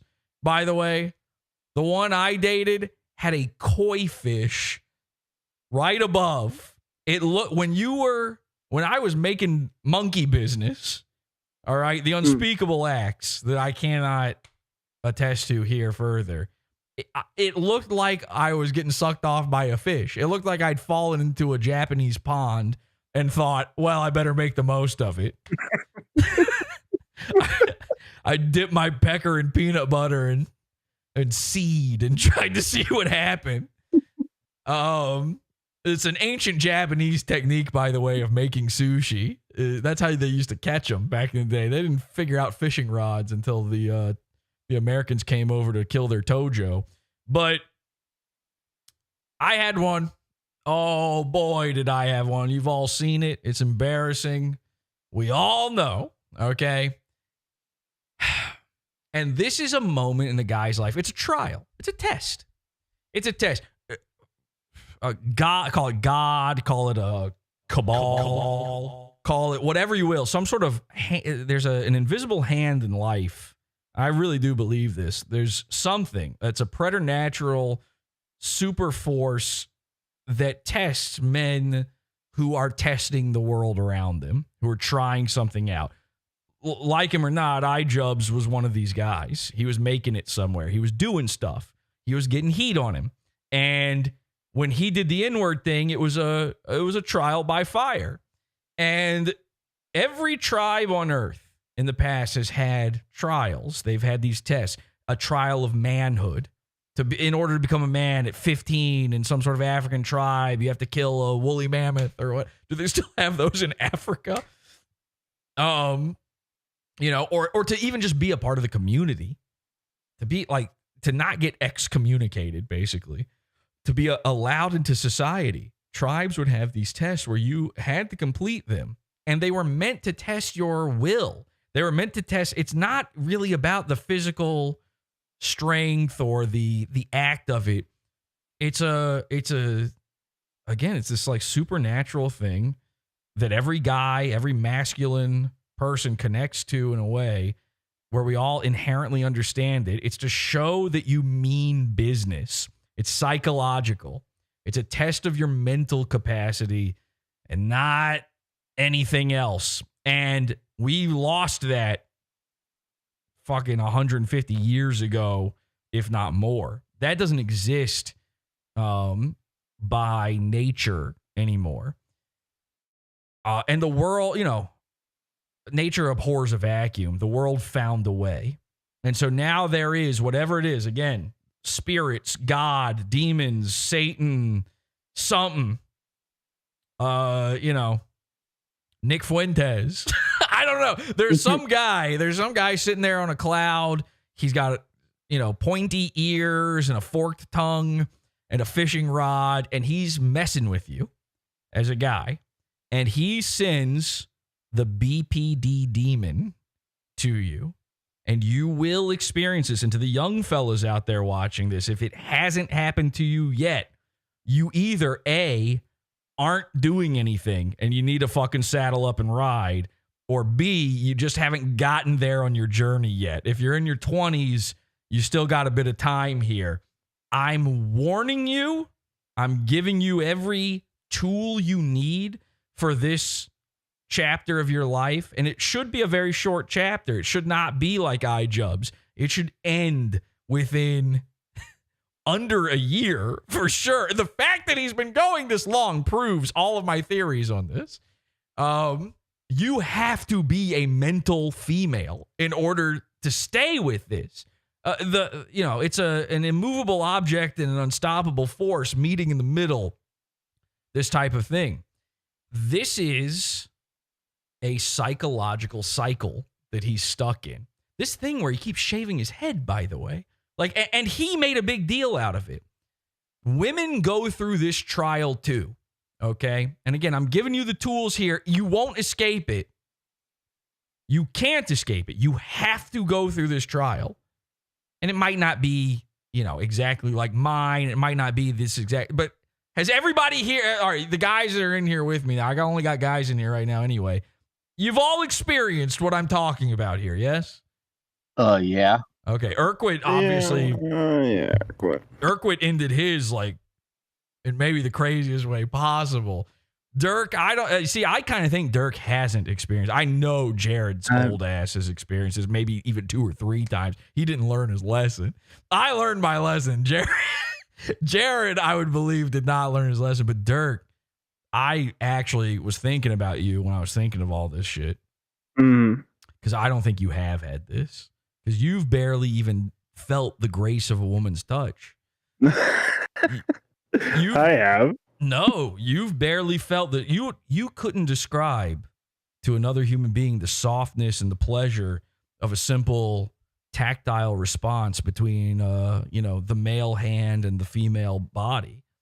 Your idea of sexual pleasure in Congress is essentially that of a child's. You're how old again? 30? Yeah. That's crazy. See, I don't think you had did you ever have the BPD crazy? It's on, it's off, it's psycho lady, like a girlfriend? Yeah. That was like right out of high school. Really? That's early. Yeah. That must be back when you were still trying. Did you have hair? A little bit, but it was pretty much gone at that point. You were, because it was like 18 when I lost my hair. By the way, everything I'm saying may not affect bald people. Okay. That might be over for you. Tell me about your lady, because everybody knows my story. What is your story? Oh God. And also look at this guy while you do it. Oh man, I don't know. I don't really want to tell the story. I'll be honest. You have to tell the story. I'm embarrassed by it. I don't really like tell the story. We're gonna let in Deacon Blues tell the story. Deacon Blues, hi. If you have the story, let us know. But we're gonna let Dirk tell his story. Deacon Blues is joining us. I haven't talked about this for fucking ever. But, All right. Before I get to that, and I promise I will get to that, I wanted to point something out to you that you might have missed. Go ahead. That the big Tana Magoo N-word stunt that Ian did was Anisa's idea, and I have proof. Shit. All right, hang on to that. I love it. Hang the fuck on to that. Because again, I told you, I don't know my timelines on any of this. No, that's all right. That's all right. I only know it because I was one of those guys who, like, I was in college and iJubbbz was popular and it was just something to throw on. You were 13 years old. I know. You're a genius. Yeah. You're a 13-year-old in college. It was crazy. All right, so Dirk, tell your story. Fuck. All right. This chick, she would hop from one of my friends to another friend is what she would do. Okay. So she was still in love with my best friend, and then she just went to me, and I kind of got obsessive. So you were part of her carousel. Yeah. Okay. Yeah. I kind of. You got obsessive. I got obsessive. Yes, but that's the test. By the way, do not feel bad about that. They get you. Listen, I've said it a million times to every girl I know. Gaslighting isn't real. Gaslighting isn't real. Gaslighting isn't real. But the truth is that it is real, but only when women do it to guys. And I've experienced it. Every man who's been through his BPD cycle has experienced this. So I think that's what you were going through. You became obsessed. That's what these women do. It's the manic pixie dream girl box. I'm boxy, you see? They fool you. She did have that look. Of course she did. They all do. I should have talked about this. I could have talked about this on the last episode. That kind of looked like it too, if I kind of remember. Of course. She was so you had your everybody emo, everybody dates a boxy, okay? At some point, and that's like the one that messes you up, and you get, and it can affect you for a while. How long were you fucked from that? For a fucking while, dude. I'm joined the military, man. Let me. Jesus Christ! Wait, that's why you joined the Navy? No, that wasn't the total reason. I mean, I got rejected by another girl who've already been with before, but she said no, and then I was like, okay, fuck. Can I ask you? I was going to ask you this anyway. I was going to say, did you like rebound to like the most insane relationship ever after that?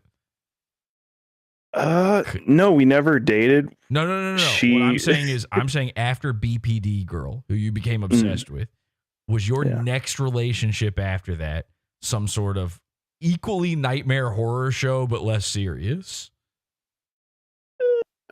Yeah, I think so. Yeah, this is part of the cycle, and I had the same thing. Again, everybody knows think about story. It. Yeah, my story is well documented. Join the pizza fund, folks. But oh fuck, she was the same kind of girl. Oh my god. Because here's the thing. Your way, a man's way of learning this. Again, this is the test. You're in your loincloth. You're standing around with a spear, waiting for an elephant. Going. The elephant comes up and is like, "You want me to suck your fucking dick with my nose?" And you're like, "Dookie, dookie, dookie, dookie, dookie," and you lift up your loincloth and you allow it. You go in, buddy. And it starts, and it is a powerful suck. And after that, and you're left fucked. You're left mentally fucked after that. your way of healing as a fella, you know, we all make fun of women for doing this. I think, by the way, I'm being very feminist here. I think iJubbbz would appreciate everything I'm saying, including all the stuff about his wife and him. Your way of healing from that, we make fun of women because every guy knows that like a woman breaks up with a guy, she's like, oh, I'm so devastated. And then 5 seconds later, she's back on the carousel. And meanwhile, the next 15 months of that guy's life are just ruined. and it's a permanent scar on him. Women just go, ookie dookie, I'm back. Back to being me again. Boy, all my friends picked me up and told me I was right. And meanwhile, you're like, I wish I had a fucking friend. That would rule. But a guy's way of healing from this particular moment, it's the only time this happens, is he just does the exact same thing again a second time, basically. But the second time, he knows not to care about it. It's like, that's like your pick me. It's just your getting back on the saddle sort of moment. So you did have that? Yeah. Okay. Fuck yeah, I did. Damn, I did it at such a young age too. What was the craziest? Like, to be honest, I had 2 of these girls, and I'm not even talking about my rebound one. Okay, when I was actually the same age as you. You're saying just out of high school? Yeah, like 18. Yeah. Same age as you. By the way, for an IDUBBBZ length of time, 6 years basically off and on. I was with this one girl. Now, she wasn't boxy, you see. She was actually, you know, she was decent in every way except that she was fucking psycho. And I don't think she was BPD. I think there was something else going on. And she had a horrific, insane jealousy. And she just assumed I was always cheating on her. And I wasn't. I never would have. Although I started to consider it. I mean, after 6 years of being told I am, you start going, seems like it's a free pass at this point. No, I'm just kidding. But I dated this girl, and honestly, one of the most psycho moments of my life, really. I dated basically every single woman I dated until my wife was basically an Anisa Jomha. Okay? They're like, I dated every version of this. The one who doesn't have tattoos, the one who's got them all. Everything in between. You know, I learned my lesson the hard way. I wanted to make sure I made it through the masculinity trials on this one. And now I have my big fake deep voice. Thank you, everybody. So I dated this girl out of high school, and she was in high school. I was not. And no, I'm just kidding. She was like, that is true, but she was 18. Anyway, so we both went to the same high school. It wasn't anything creepy. I should take everything I just said back and just say I was lying. Anyway, so we're dating. And one time she did something. This is actually much later, probably when we were like 20. We were basically the same age, or I think I was like a year older than her. She was like going nuts on something. I don't remember what it was now. Accusing me of cheating. She was like, where were you? I was like, driving here.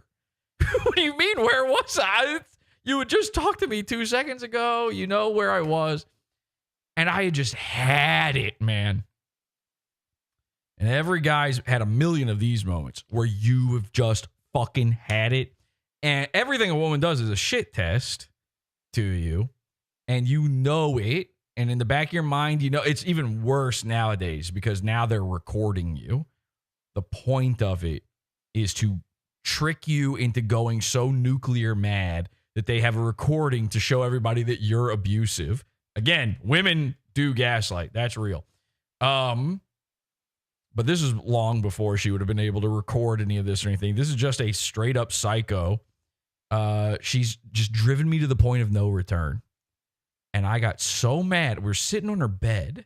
Okay. This is how crazy I was driven. We're sitting on her bed. And I took my car keys. And I went, shut the fuck up. Ah!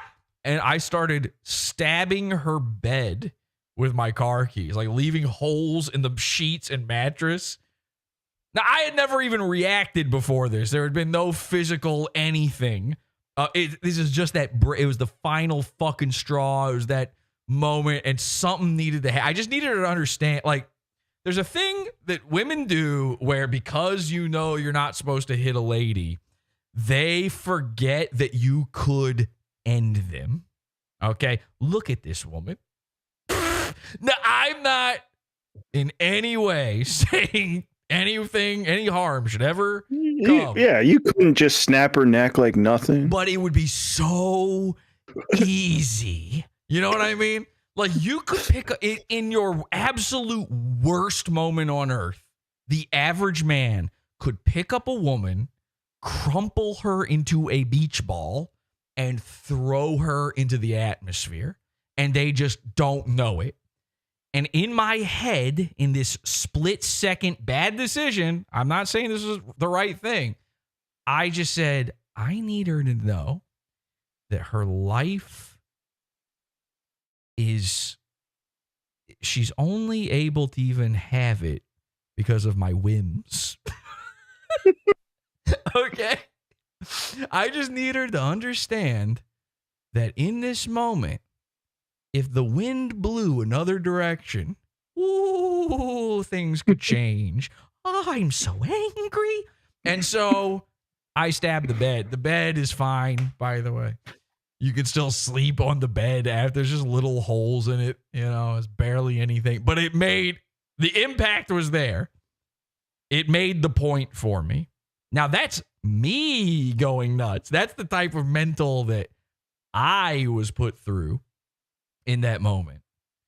And of course, she took that and spun that into I'm the bad guy in this situation. I bought her new sheets. I didn't buy her a new mattress. You can just flip the fucking thing over. Anyway, so the point is, women will do every little shit test to you to put you into that mode. They want you in that mode.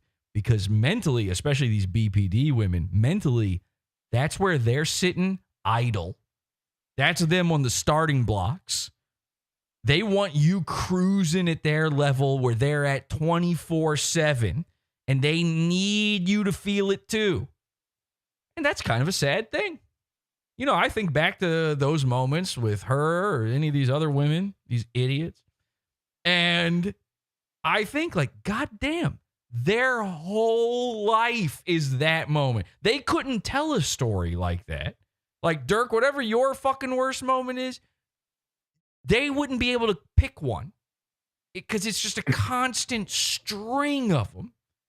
You couldn't, like, when their life flashes before their eyes, you know, before they head into those pearly gates, you know, which I assume is happening because finally some boyfriend did the right thing and the wind blew the right way. When that flashes before their eyes, it's just the same scene. It's wah, I'm being born, horror, fire, brimstone, death. At the end, your life is now over. Enjoy. That's almost every single woman, certainly BPD women. Deacon, you said you had a crazy one. You had a crazy story. I'd like to hear it. Well, I dated one in high school on and off like you did. And I was friends with one more recently. Not romantic, but friends. And it did not end well. So which do you want?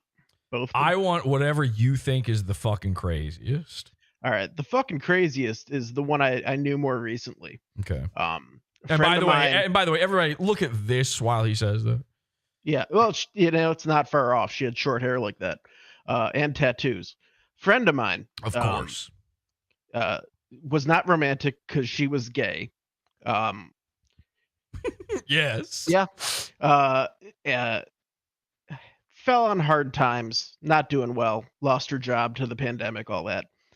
And I could use the pandemic, right? Everybody, yeah. A golden new era. Anyway, my house is huge. I had an extra room. I was like, all right, hell yeah. I could use the income. Give me like a couple $100 a month and you can sleep in the other room while you get on your feet. That's a move. You're doing a move though when you do that, right? No, but it's just me being a good Christian. Okay. That's how I thought about it. Because genuinely, I'm not attracted to this person at all. Okay. If you saw her, you'd understand. Well. But she's not I didn't think she was a bad person. I guess I didn't know her that well, and we'll get to that. Okay. Anyway, a couple months go by. She gets, I get a few months rent from her military benefits. And then after that dries up, a couple months go by, and she's like, I'm sorry, I'm going to pay you. I'm going to pay you. She's not paying rent. Damn, like 3 military months. benefits, huh? She really is gay. Yeah. Like, was it Dirk who was in the Navy? Same deal. But I never gave you money. You give me exactly, money, though. Exactly. Yeah. The Navy gave me money. Anyway, Dirk just provided sexual I was trying to be understanding. I was trying to be patient, but I drew the line when not only was she not paying rent, but she started being disrespectful to me in my own home. And I'm like, look, this is my house. You either pay rent or at least have the decency to not be a cunt. I can say cunt, right? You've now said it twice, so I hope so. There you go. I'm gonna check. I'm gonna check with standards and practices after this. Anyway, I drew the line. The day I filed the paperwork to have her kicked out was she had not paid rent. She was being crazy over something, and I was like, you know what? Enough of this. I'm changing the internet password because I'm paying for the fucking internet. Yes, hell, I love that. It's so stupid and petty and gay of you. I love it. She called the police on me. Wait, what? Over the password? Yes, she called the police. Damn. And tried to get them to shoot me. Damn, that rules. Because I changed the internet password on her. This sounds like my my rebound lady after my BPD lady. So it reminded me of that. Yeah. Because I'm a God-fearing American. I own at least one firearm. I'm a cabal-fearing American. Fair enough. Okay. So when she called the police on me, she tried to tell the police that I was threatening to shoot her. And they showed up, and my stuff's locked away where it's supposed to be. I was like, well, the police basically concluded this is nonsense and not our problem. Yeah, fucking left. Wild Randy in chat says you got swatted over a password. I mean, that is what happened. That's crazy. Yeah. So that same day, I went to the courthouse and filed the eviction notice.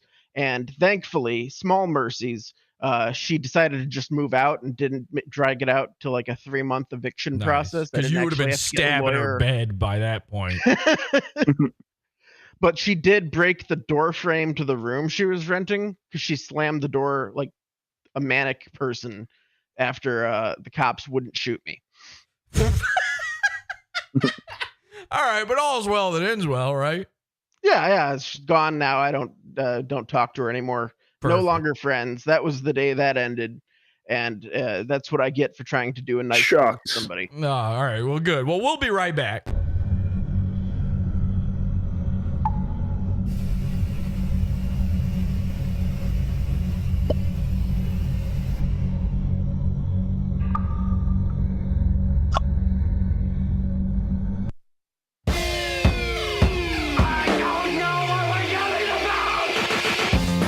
Support the show. Join the Pizza Fund. PODAWFUL.pizza. Pizza.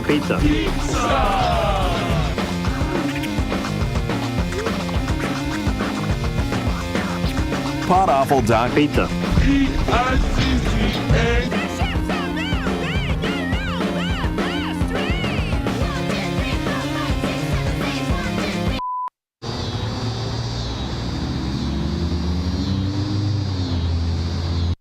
All right, so PODAWFUL.pizza, join the Pizza Fund, support the show, get access to our band content and our primo content, which is at a World War. We had a premium episode at the end of last week. It's the boxy one that we keep referring to, which was a great episode. I actually really enjoyed that one.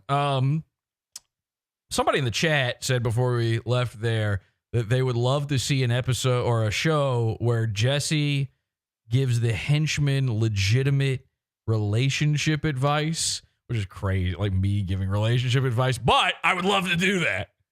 I would actually love to do a show like that. The problem is, number one, ever banking on anyone calling into a show when people fear me is a very scary thing. And number two, the idea that the people who watch the show have relationships is, of course, also a problem. So I would love to do it. I don't know. Maybe we get people to say, hey, do it. I have something. I want to hear your advice. You know, I loved Loveline growing up. That was my favorite fucking show. So I would love to do that. I actually do think I have really, really, really good advice when it comes to these things. And despite, you know, everything, despite everything, I'm a married man with children. Maybe I do know what I'm talking about. I don't know. All right, so this is what I wanted to say before about the Jomha and about the Jomha initiative, I'm starting to call it. I forgot to turn on my lava lamp. My goo. Oh no, your goo. My Tanaman goo. Goo is hard.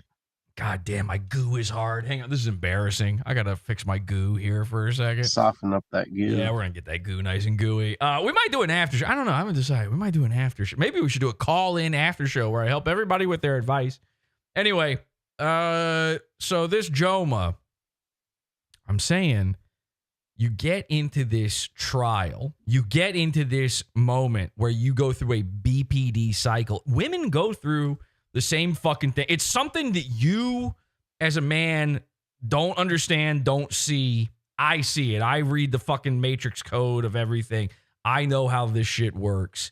Women are, like I said, they're constantly in this panic mode, in this horror distress mode of life. And the way that they signal it is through their hair.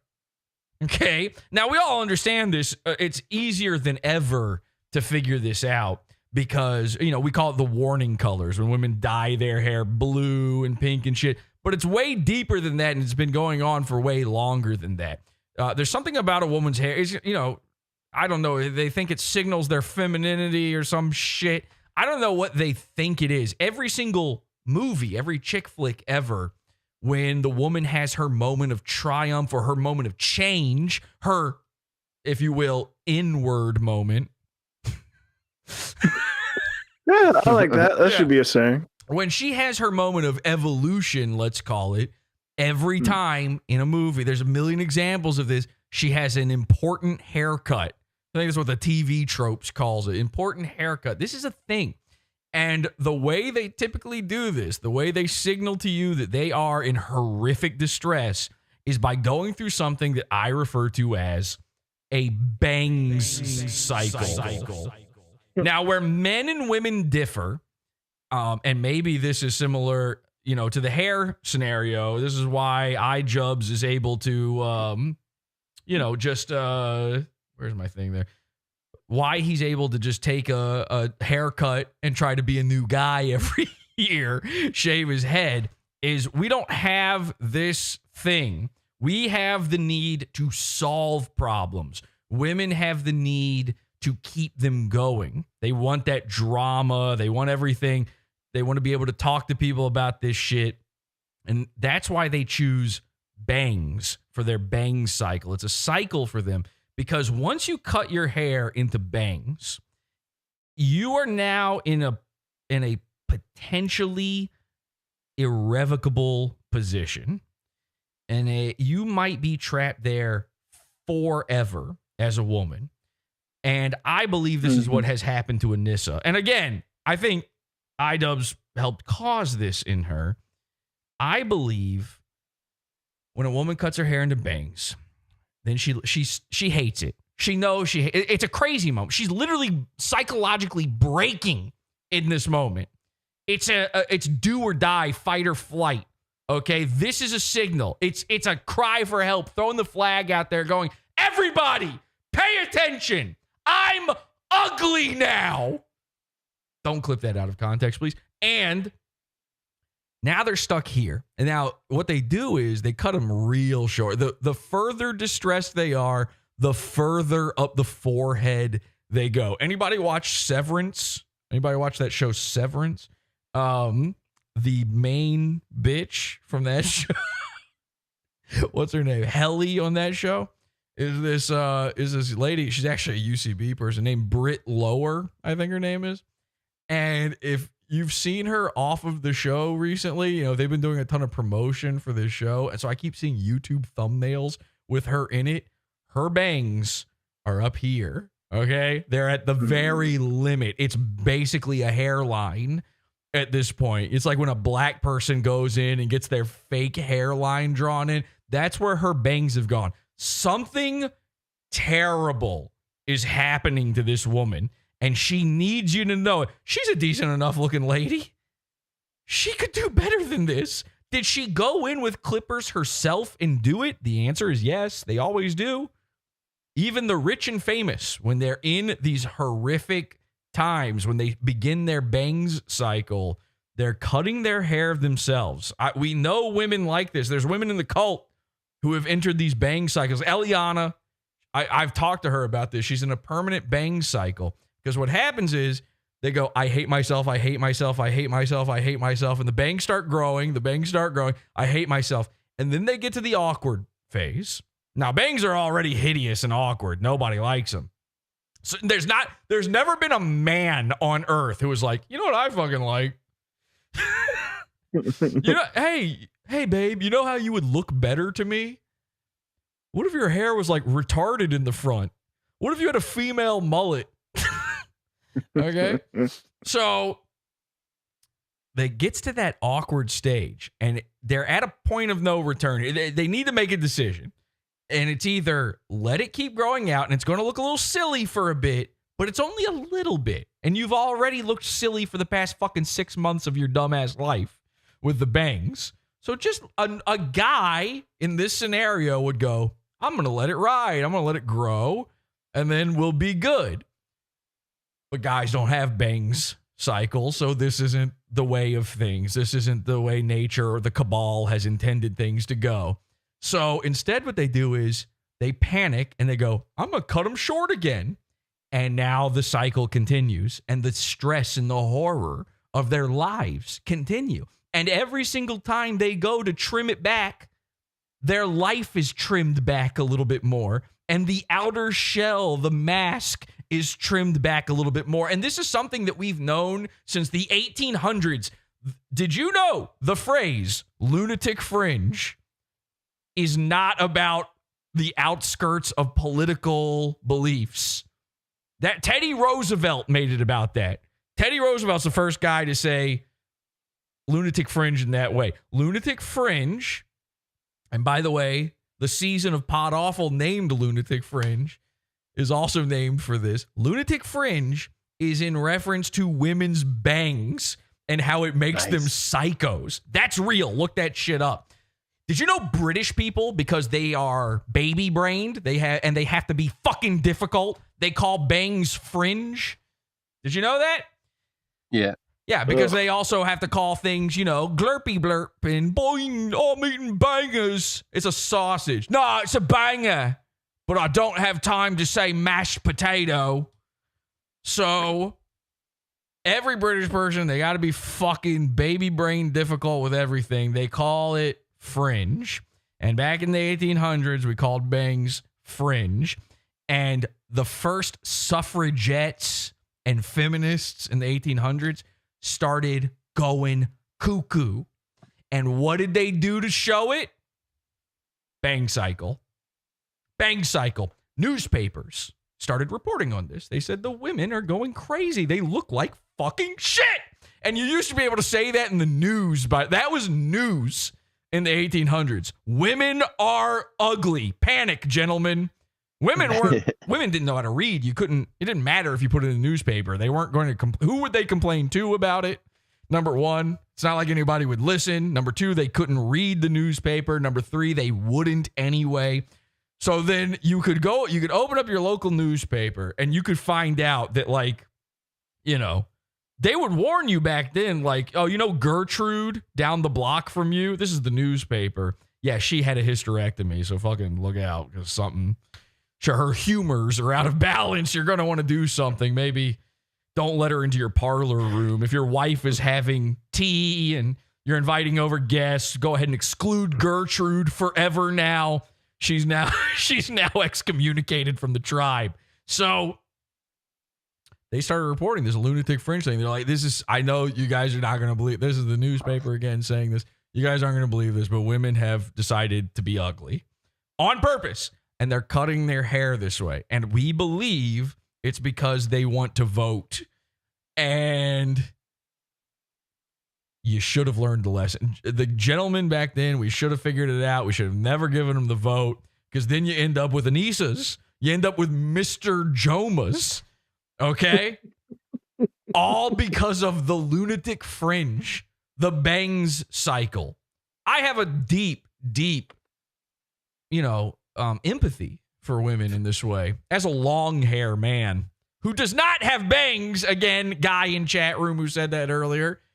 You can see me, right? Do you know what bangs are? So, nope. Probably not. He's probably calling them fringe. And then he's off to, enjoy his brown sauce. My favorite flavor. Yum. Ooh, brown. So, this will go great on all of my brown food.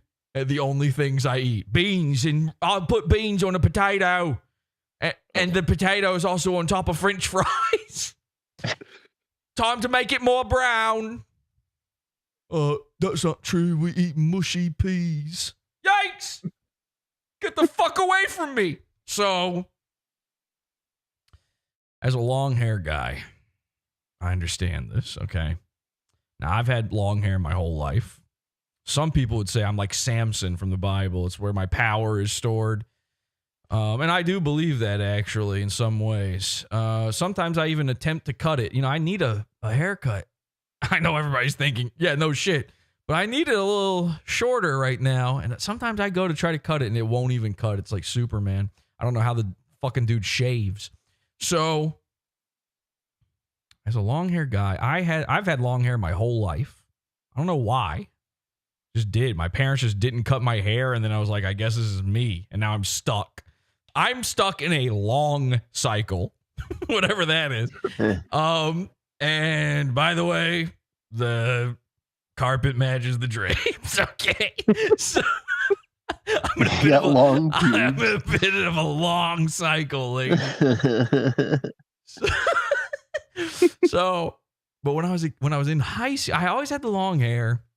My parents would cut it sometimes, force me to cut it, whatever. But it always just kind of grew back longer. There were the years where, I'm from the South, so having a mullet wasn't even that weird. It was sometimes a little more mullety. I get to high school, I'm like, you know what? I like it just long all over. I just want it that way. And then, I'm still young enough. I was actually a year younger than most people in my high school. And so I'm still young enough that my parents are kind of in control of this shit. My mom. And picture day comes around. And my mom goes, you can't have your hair in your face for picture day. I need these pictures to look good. And I need to see your smiling face. And so what she did was she cut the front of my hair only into stupid, silly bangs. And it was like this and this, okay? It was exactly the way you see it now, but no forehead. And I looked fucking Down syndrome. And I said to her, what do you mean you want the pictures to look nice? That's going to look horrible. I'm going to look retarded. And I was right. And then I was stuck in a bang cycle as a guy against my will. And every year, picture day would come around, and suddenly, now, obviously by senior year, I'm old enough that that's not happening anymore. But I was getting this trim against my will. It's a horrifying place. When I tell you, I empathize with Anisa Jomha more than iJubbbz could ever hope to do. I'm being serious here. She's in a place of permanent hurt. Okay? You don't keep this haircut going. Even the pixie cut, by the way, counts. A pixie cut is their attempt to make it work. This is 2 flags on the fucking playing field right now. You can forget about the tattoos. You don't need it at this point. I look at her, I go, she isn't recovering. And there's something about iJubbbz himself that allows this to keep continuing. I believe that iJubbbz has always been essentially spiritually female. I believe in trans people. All right. Sometimes, unlike President Trump, who has declared that nationally there are 2 genders permanently, I believe in, you know what I believe in? I'm part Native American. I believe in 2 spirits. I think every once in a while somebody gets done hoodooed by their own nature, and maybe they're intersex or something. I don't know. Their brain gets a little soupy and something happens. Okay. Now, most of them are probably just tap dancing in a bathroom wearing a dress. You understand? But iJubbbz is one of the Earth's raped. He's raped. He's mentally raped. He's physically raped. He's been raped. And he's female. He's female on the inside. And he's trooning out and he's trying to become female for good. And in this kind of spooky dooky spooky way, he's kind of got the same thing that a woman has, where they don't have a personality without their boyfriend. They don't have thoughts. They don't have opinions. They don't have ideas without their boyfriend or husband. Now you switch over to Master Jomha, and obviously the same thing. She's a lady just like any other lady. Doesn't matter how short her hair is. I know for a fact she's a lady. I've seen it all. All right. And by the way, the carpet matches the drapes. So I know for a fact that these 2 are kind of meeting in the middle in this weird way that doesn't typically happen in a relationship. These people rarely ever find each other. This type of guy barely exists. This is a true trans. This is the real deal when it comes to transing out. He's not faking it. He just doesn't know it yet. The problem is, and the strange thing is, Master Jomha does not want this. Master Jomha, even being a lefty, wants a guy. So she's been puppeteering him, trying to make him a muscle man pugilist and beating up guys. And she wants you, she's putting the punching bag in the background so that you go, oh, right, this is a dude I'm looking at. And now that has there's 2 reasons behind that, and it has 2 effects as well.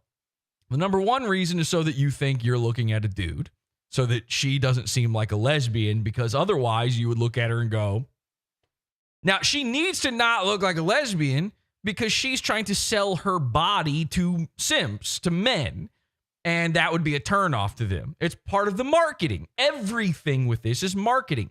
Master Jomha, what is she the master of? iJubbbz's career. His life, yes, but his career mostly. This is not his channel. These are not his thoughts. This isn't his video. All the people you know what? Let's throw it on the big board real quick here. All the people getting mad at iJubbbz, the former fans and all this stuff. These people. Big board looks great. Thank you Colonel. so much. These people are not realizing this. They're not putting it through their head properly. We got it. There we go. Let me see some of the comments here. Just see what's the comment section is so wild on this one. I'm another girl who's been in your audience for years, and all the comments from others like me are so. By the way, this is a guy in a dress. Are so heartening. Keep it up, man. Or keep it up, Ian. Means a lot for your voice to be part of this now. So obviously, like, the only good comments are the top voted comments. This comment section is going to be so respectful. Someone says sarcastically. Someone says Ian may not be pregnant, but he did deliver. All right. Now, when I looked at this the first time, this was not doing well. This video's got 707,000 views. It had been out for like a week and a half when I first saw this. The dude's got 7 million subs. He only had, when I saw it, 400,000 views. I think people have come in and kind of built this back up, lifted him up. Some of these comments have probably been deleted and edited now. Yeah, see, it's all women saying thank you so much for speaking for us, which, hey, how come when the rest of us do it, you guys don't like it? I speak for women all the time. Nobody's thanking me for it. And of course, the real answer is it is a woman speaking for them.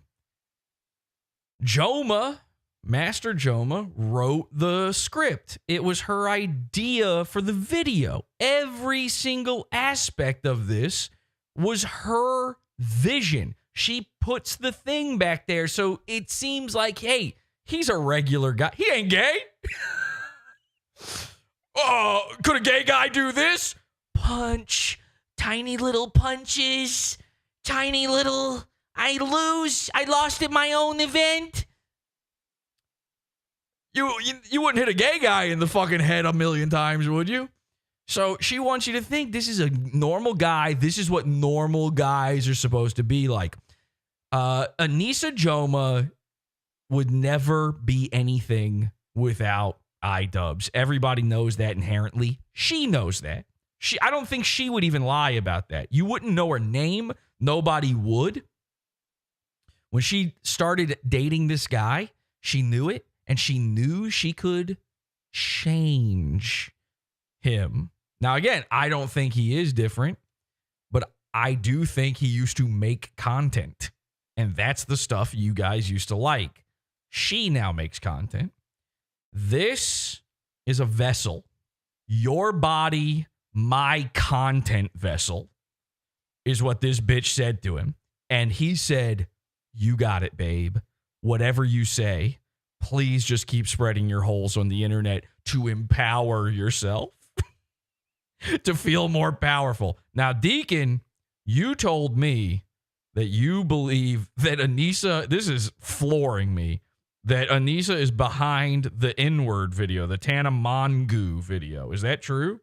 Yes, that is true. If you go over to show discussion, I posted screenshots from Anisa's Discord where she is telling her friends that iJubbbz feels bad for not giving her the credit she was due for coming up with that idea. Holy shit. So I had no idea they'd even known each other that long. Hang on. What's this first video here, though? You posted. Oh, that's when they were on a stream after their boxing event failed, and they were trying to beg for money to pay for the failed boxing event that they didn't raise any money on. I'll play a little of that. She basically tells everyone on the stream that Ian shits himself regularly. Okay, that's what I thought this was. So my wife, right before the show, was like, did you know that he poops himself? And I was like, what? What do you mean? She was like, oh yeah, his wife like embarrassed him live on a stream and said that he poops himself. All right, let me play this. I'll just play the audio. Well, I want to ask Rajor a question first. Okay. Rajor, He's, oh my God, he looks so rough. He's like, it's like he still is getting the snot beaten out of him currently. We should get Rajor in here. Okay. Yeah, I mean, if you can. Well, if you can. I just want to ask you if you've always been shitting your pants. No. Because since I've known you, you've always had, like, IBS. You've always been shitting yourself. What? The humiliation ritual. Again, this is what they do. This is the gaslighting. It's the humiliation. They want to publicly force you into this. Why does she humiliate him? Why is this the ritual? Number one, it's his trial. He's in a trial loop. But also, on top of that, the more she breaks down this poor man, who apparently, I guess he started shitting himself over IBS. I didn't even know internet blood sports could do that to a guy. So this woman wants to hollow this man out till there's nothing left. Anisa Jomha is piloting the Ian Jomha mech flesh suit. She's climbed inside. He shaved his head because she's in a bang cycle.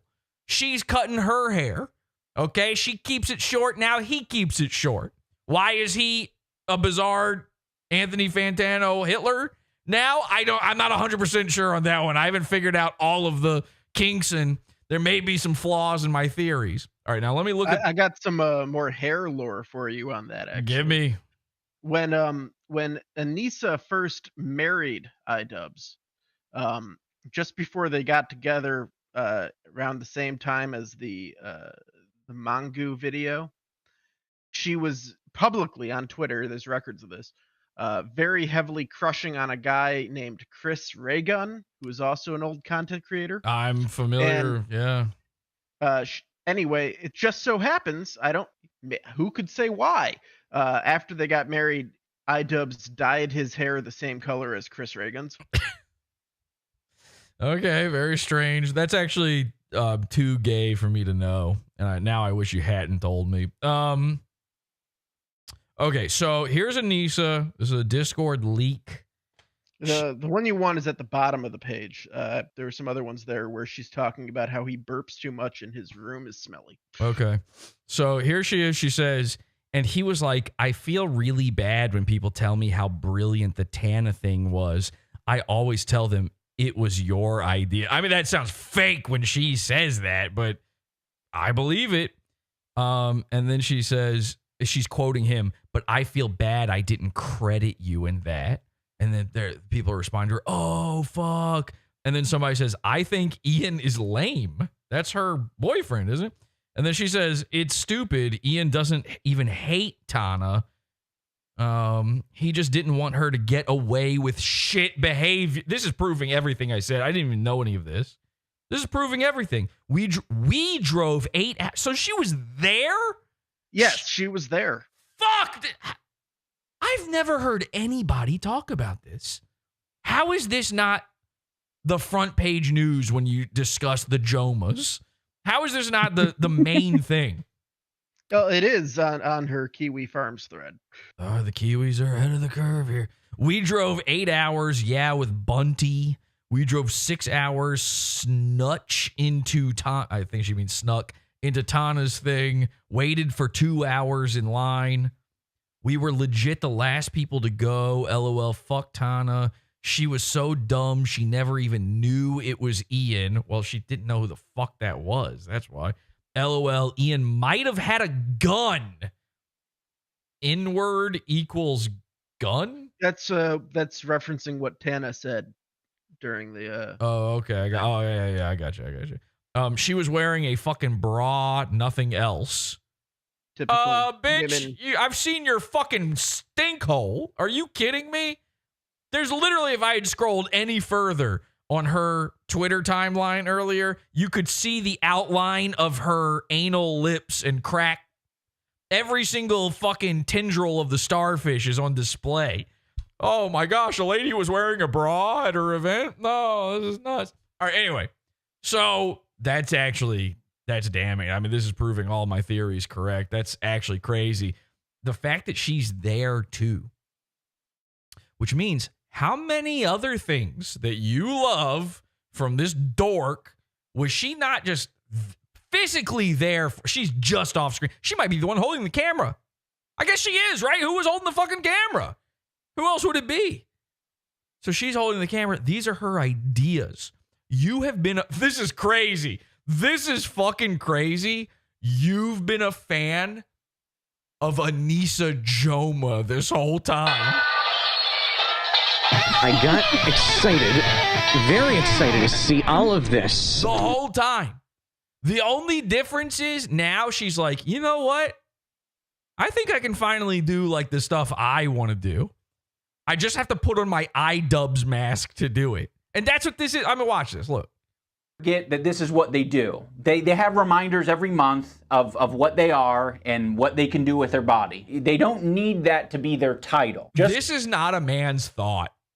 It's just straight up not. It's like you and I don't need Buster Extraordinaire as our titles. Women find fulfillment in. And by the way, I do need Buster Extraordinaire as my title. I would like that, yeah. That would be awesome. Being married and having children. I can testify to this in my own life. My wife, of course, famously a doctor, went to UCLA Medical School, brilliant woman. Also, the place where she easily finds the most fulfillment, and she'll tell you this, bar none, without a doubt, is the circumcision ward. a mom, being a wife. Those are the places where she finds the most fulfillment. That's awesome. I would love for a lot of women to have the choice that your wife had and be able to postpone their pregnancy until a later date when they finish college. But she's a mother. She didn't have to do it. He just said she's all of them things. What did she postpone their pregnancy? That's not. I got bad news for you, Mr. Jomha. That ain't postponement, okay? The baby's not still in there waiting for you after the abortion. Maybe he's a Christian man. He thinks that the spirit is still floating there somewhere waiting for the next body to fill. He does think of women as being a birth vessel, so. Maybe have a stable job and maybe aren't with like an abusive partner. Don't fuck. And aren't with an abusive partner. I promise you, iJubbbz, if they're with an abusive partner, they're not becoming a doctor. You know, that would be ideal. My wife's a doctor. My wife. She currently is not practicing because she's still taking care of the new baby and our 3 other children. And I will venture to say that she works harder taking care of our kids and doing work in the community than she did as a doctor sometimes. By the way, when he says the community, he of course means the cabal. Because it turns out that career women, like, for example, my wife, a doctor, the thing she's most okay, fucking Ben Borat over here. Proud of is being a mom. I mean, like, this is very obvious stuff. Ben Shapiro will constantly use his wife as an example of what is fulfilling to a woman, specifically a mother and a wife. Yeah, but you would be using your wife as an example if she weren't writing the script for this. What's she gonna do? Say me? That would kind of give away the fucking business. But he does this after his wife has graduated, worked as a doctor. Oh, okay. You don't have to show her. Yikes. And now has kids. And I think the reason that your wife finds fulfillment out of being a mother is because she has something to compare it to, which is a career. And you can't. She's married to a rich guy? I mean, you understand it ain't going to be the same way for your imaginary abortion ladies, right? Like, the reason she's taking off from doctoring to watch the children and it's not Ben doing it is he makes a bajillion more dollars than she does. Play this game where you're like, my wife ended up finding more fulfillment. Therefore, women are going to find more fulfillment out of being a mother. Let them decide that on their own. Now, Ben and his cohorts obviously. No, I mean, do I have to say it takes 2 to tango? I mean, what are you talking about? Again, this is how you know a guy can't say these things. These are not male thoughts. It's not, and you know, it's presented, by the way, as if he's just saying this stuff off the top. He's not. He's not. There's a teleprompter. I just happened to catch him looking at it right here. I think that men and women have particular roles when it comes to being I saw that. What?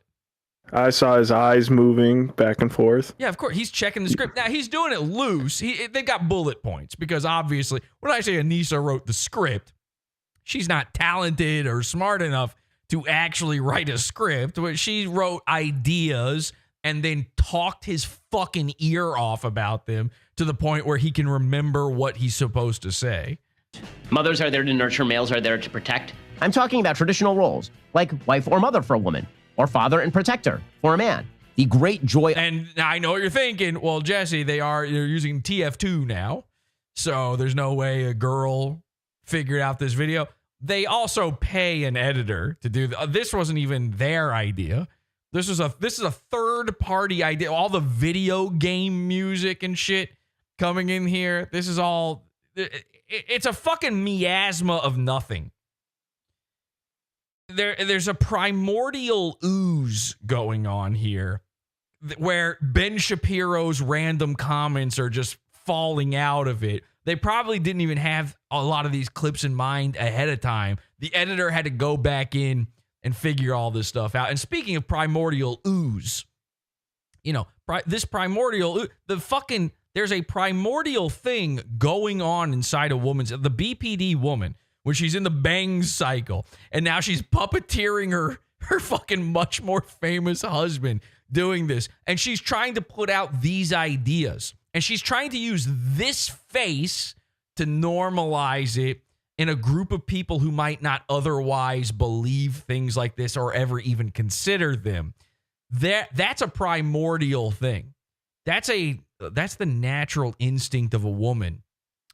Is this, subversive trickery to the point where when I've been mentioning the cabal this entire time, and I know I just included Ben Shapiro in it, but forget that. When I've been mentioning the cabal this entire time, the cabal I'm speaking about is women. This is the unspoken truth of Earth, okay? Every single time someone posts their meme of a happy merchant with the fishing line, dangling whatever in front of the goyim, and then behind the fucking happy merchant, there's a lizard man doing it. Behind him is, the Illuminati guy, and behind them is some sort of space king or something. Behind all of them, it's a woman. It's just some lady, just some fat bitch sitting there with her fishing line. She doesn't even know how it works. Okay, it's all tangled up around her, but she's still somehow pulling all the strings. Of life, in being a wife and being a mom, the great joy in life of being a father and a husband and a protector and a provider. The women will create more life, something men cannot do, and the men will protect them. And especially as the head of the household, the male. You're the head of everything, Charlie Kirk, okay? I mean, you must constantly be looking at the threats, right? You must constantly be looking at the attack vectors. Attack vectors? Are you a fucking fighter pilot? What are you protecting your kids from? Just come out and say it. You're protecting your kids from drag shows. We're in the... Okay.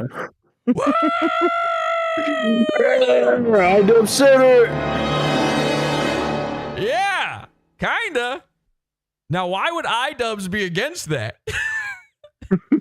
It's the Goon to Troon pipeline, ladies and gentlemen. 21st century, you need to wipe your kids' ass. You need to teach them good values.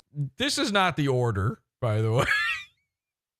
And you need to play ball with them. Like, when I think of my kids, my first thought isn't wiping their asses. Like, there's at least a couple of steps in between. My first thought isn't what's going on between the cheeks. Like, what is this protector shit? You ain't protecting anything. There are three... Well, no, not from you, but we've seen you box. 3 types of people in this world. There are predators, there are infants, and there's Mr. Jomha. The protectors of infants. You fall into one of those 3 categories. Oh, shit. I didn't know those were the rules that we were playing this game with. Damn it. Who do you think would win, by the way? Okay, I'm not an infant. I'm not so sure. I don't think I've ever protected an infant. Okay, you're... Fuck! You're doing the list. Your wife is doing the list. You chose this.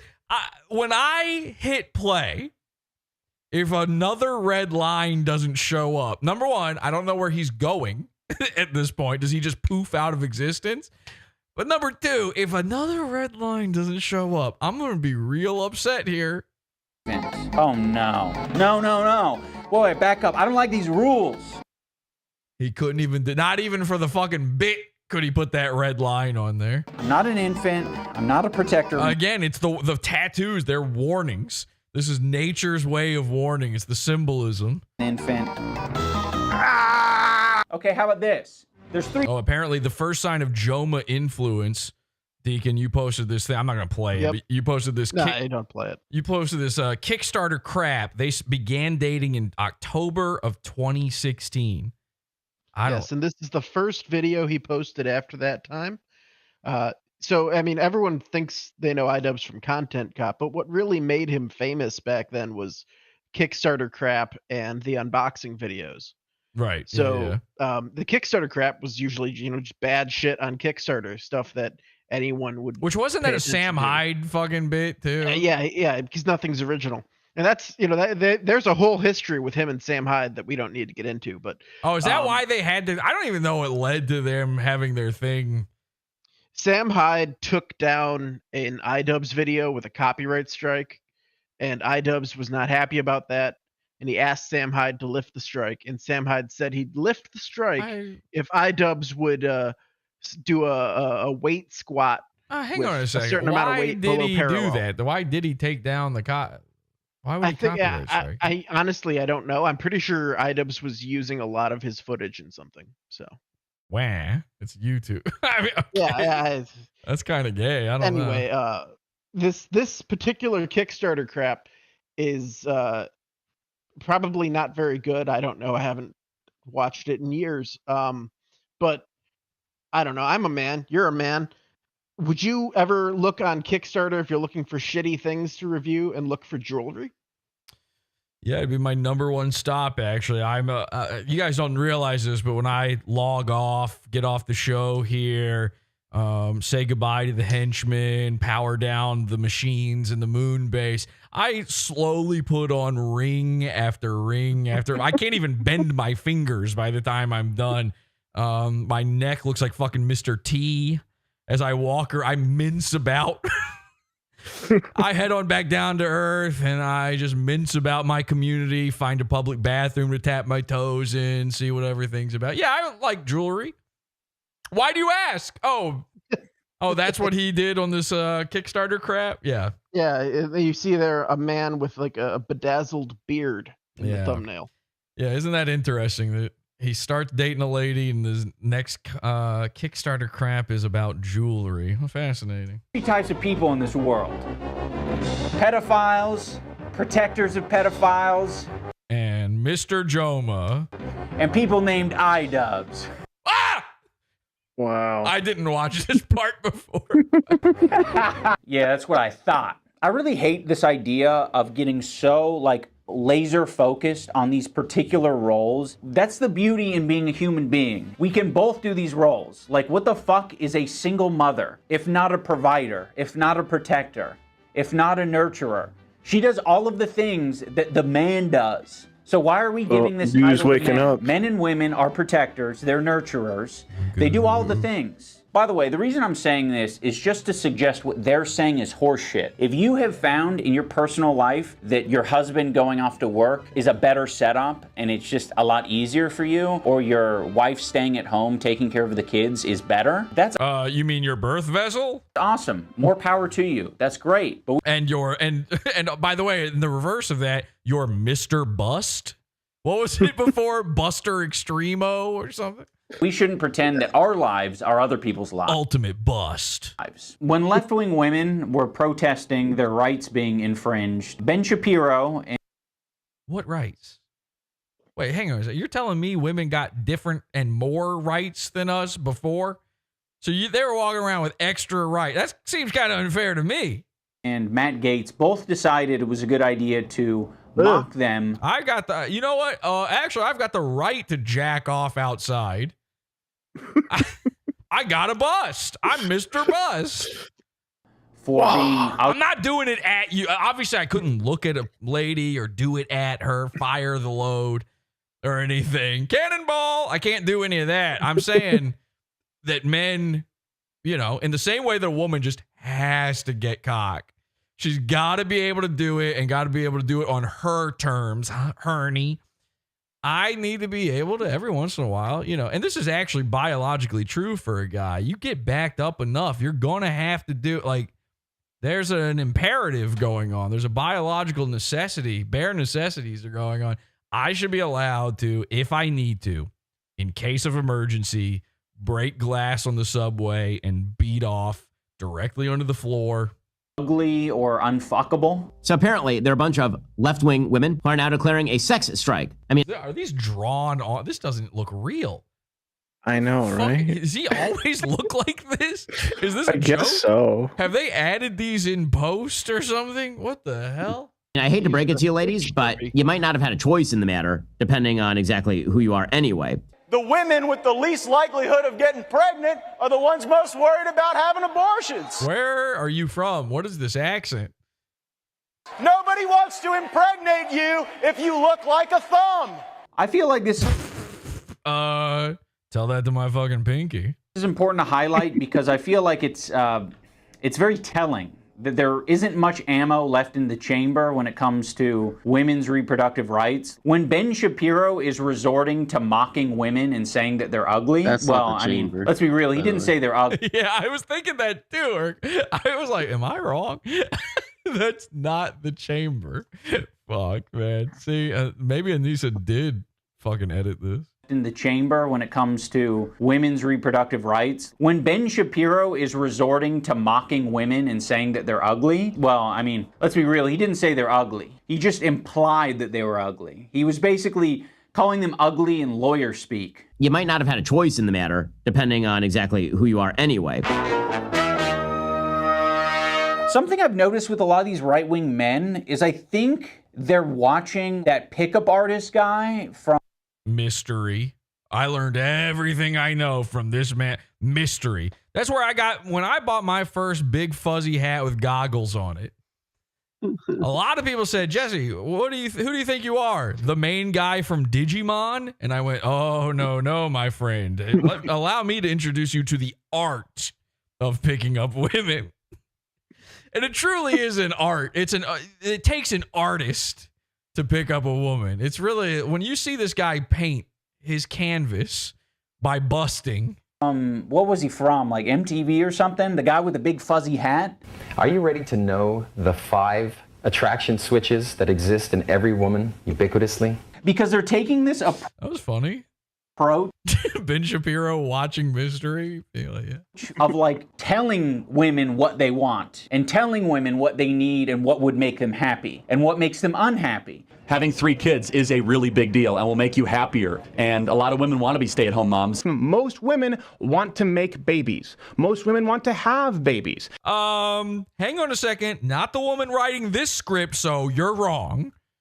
Most women are happier at home. They are shout out. Pretending that they like friend of the show, Gavin McKinnon. Working. You're talking to the women. They know. The women are going to tell you what makes you happy and what makes you fulfilled. Why are you Are you kidding? It's all fucking women ever do. Doing it to them. Like a perfect example is like the pickup artists. What they say is that really with women, it's the same bag of tricks. You know, they're not fully... By the way, I think of myself as the Picasso of pickup artists in that I rearrange women's faces. Rational. I don't believe that like men, they possess a sort of full rationality. Our attraction. Oh my God. That's, you're not making Nick look like the evil guy in this one with that music. When the lady's got a fucking widow's peak like that, it looks like she's about to turn into a bat. Wearing red too. And this is, by the way, from the YouTube channel that Alex Stein stole. I believe that like men, they possess a sort of full rationality. Isn't it crazy? There's nothing we can watch that, doesn't all come back to PODAWFUL. It's nuts. Our attraction circuit looks at a woman's replication value. This dude, I used to watch this, not seriously, but I used to watch this shit on VH1. It was the funniest thing. Him with those goggles was the funniest thing ever. And I remember one time, I don't know if it was on his show or maybe they interviewed him. They did some news segment or something with him where they made him go out and show. I can't remember what it was. I saw him one time. He goes out and some woman, the first thing they say to him is, "What's with the fucking goggles?" And she's like drunk as shit. And he doesn't have an answer. And it's like, you're not prepared for that one. That's like number one. If you're going to put goggles on your hat, you better have a good explanation. More than her survival. Rufio's watched this guy? Rufio is watched. Oh, Mystery? Are you kidding me? Rufio and Mystery used to be pals. And it is all because of one device that is hooked up to her brain that she has hardwired into her chassis that we do not possess. A pussy. Uterus. Okay, yeah. This uterus is going to change her behavior. All right, I'm skipping this. Most women want to have money. You know what it is? It's so fucking obvious that this is what women want. You shouldn't have to be chirping like you are. They're whores. It should just be automatic. You should have some faith that these women aren't children and that even if they're led astray and they get I do not have that level of faith. A career as a lawyer, after doing that for a few years, 10 years, they'll be like, okay, I'm ready for something different. The fact that they continue to spew this rhetoric is so fucking insane to me because so many of these men are married to career women. Women who got a job as a doctor. Women who went through college. Oh, God. And ended up having a career and did their career for a while and then had children. We should say focus on family. Nope. formation in your early 20s, then go to college in your late 30s. And then in their early 30s, they get really up. Charlie Kirk, when he's smiling, looks like a victim of Hellraiser. You know, what are the Cenobites? It's like the Cenobites threw out their hooked chains at his face and pulled it back in order to make him smile. Upset because they say, you know, the boys don't want to date me anymore because they're not at their prime. And people get mad when I say that. Well, it's just true. If you're in your early 30s, I'm sorry. It's like you're not as attractive in the dating pool as you were in the early 20s. Thank you. And by the way, let's talk about that for a second. Let's be real about this for a second. Women are fucking past their prime at 15. Yeah. Taking the COG take. COG kind of had it right, if you think about it. I mean, listen, you're either great-great-grandmother or great-great-great-grandmother probably had your next in line kin at the age of 12. All right. So I don't know. When do women start having periods? Just biologically, if we want to get biological. So this is getting Fuentesian. But again, you have your corporate job and cats, so I thought you know. I'm pretty unsympathetic to the fact that Charlie Kirk thinks his wife is hotter in her 20s than she is now. What? I mean, what I take issue with is the fact that he's telling so many young people that they should get married and have kids. And listen, I don't know if you've taken a look at Anisa lately, but Mr. Jomha, she's not exactly an appreciating asset. Their 20s and postpone their careers till their 30s and 40s. But that is how about don't have a career? How about you don't need to have a career? How about the fucking leech that you married took your career and made it her career? Where is Miss Jomha's career? Is it showing her hidey hole? Is that her career? Oh boy, she dreamed of that since she was a little girl. One day, I'll grow up to be president or a whore.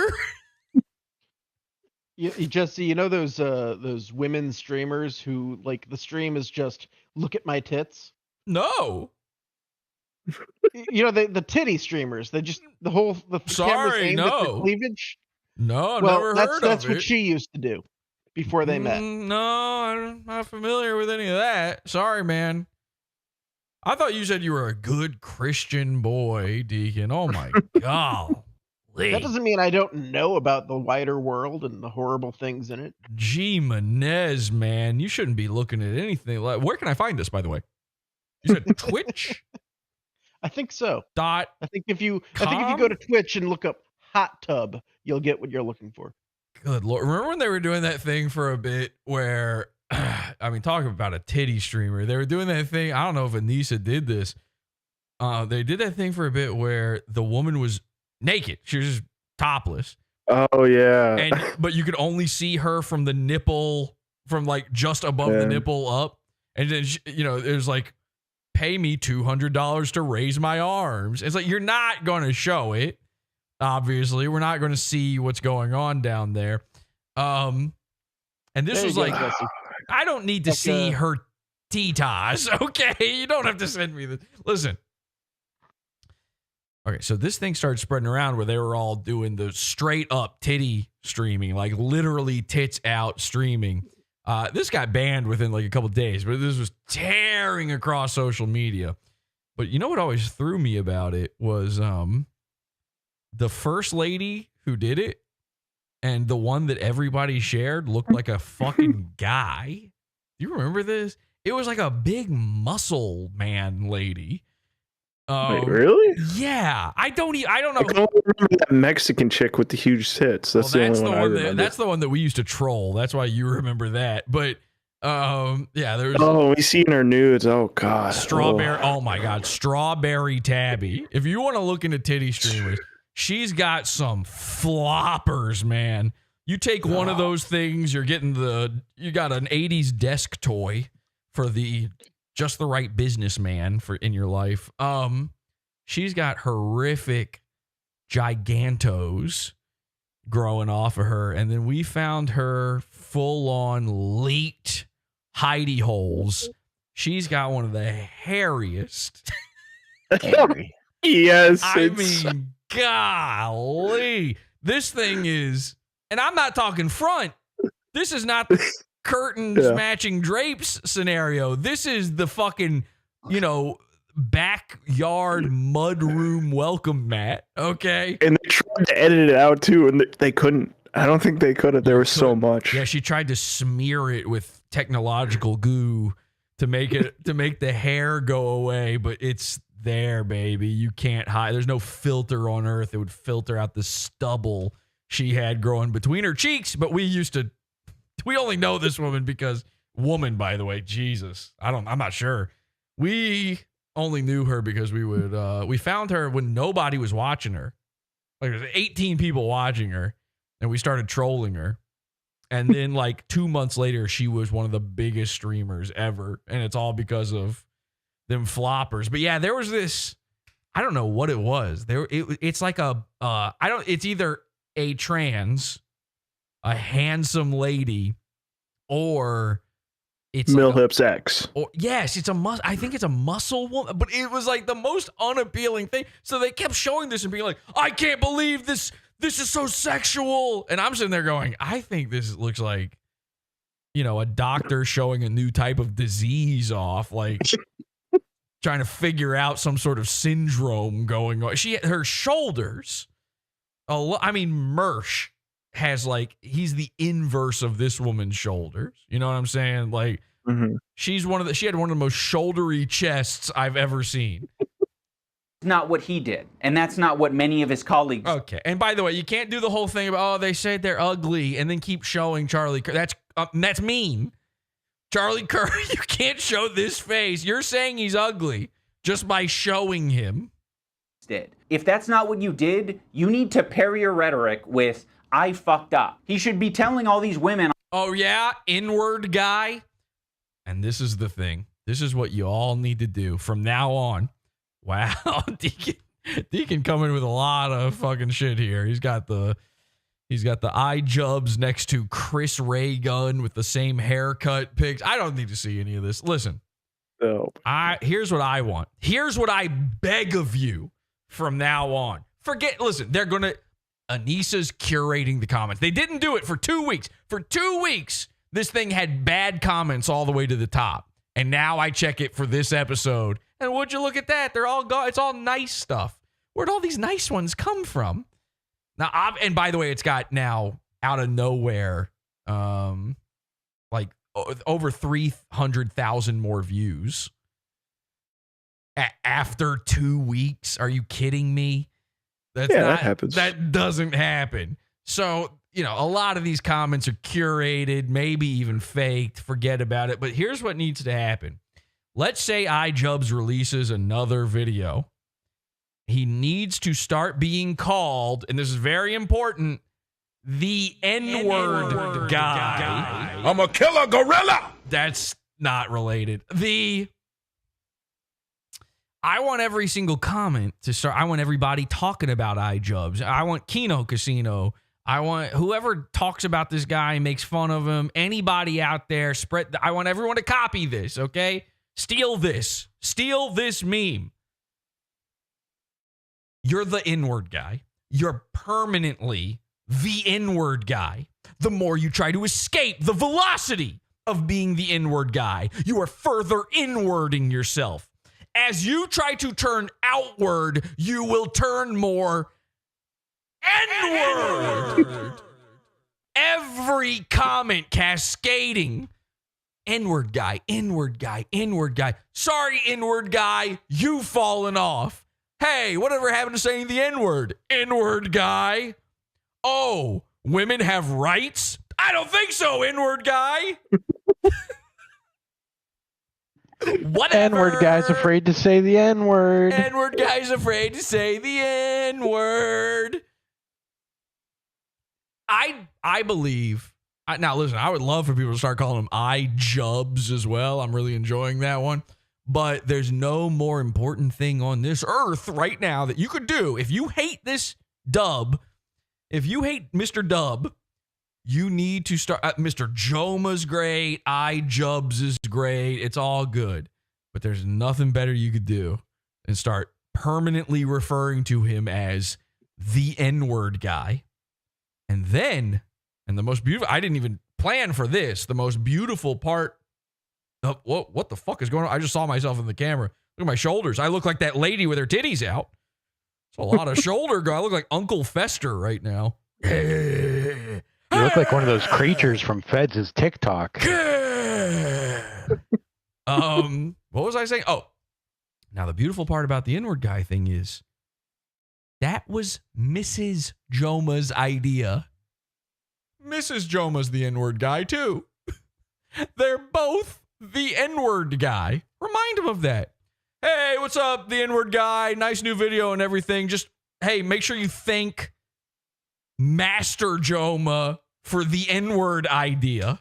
You're the N-word guy. It's her fault. You're forever the N-word guy. Shout out to Anisa. Thanks for making you the N-word guy. Hey, N-word guy, we love you. Maybe be nice to him about it. Hey, N-word guy, we love you. Thank you so much for bringing us the N-word. I'd actually never even heard of the N-word before. That was the first time I'd ever heard of the N-word.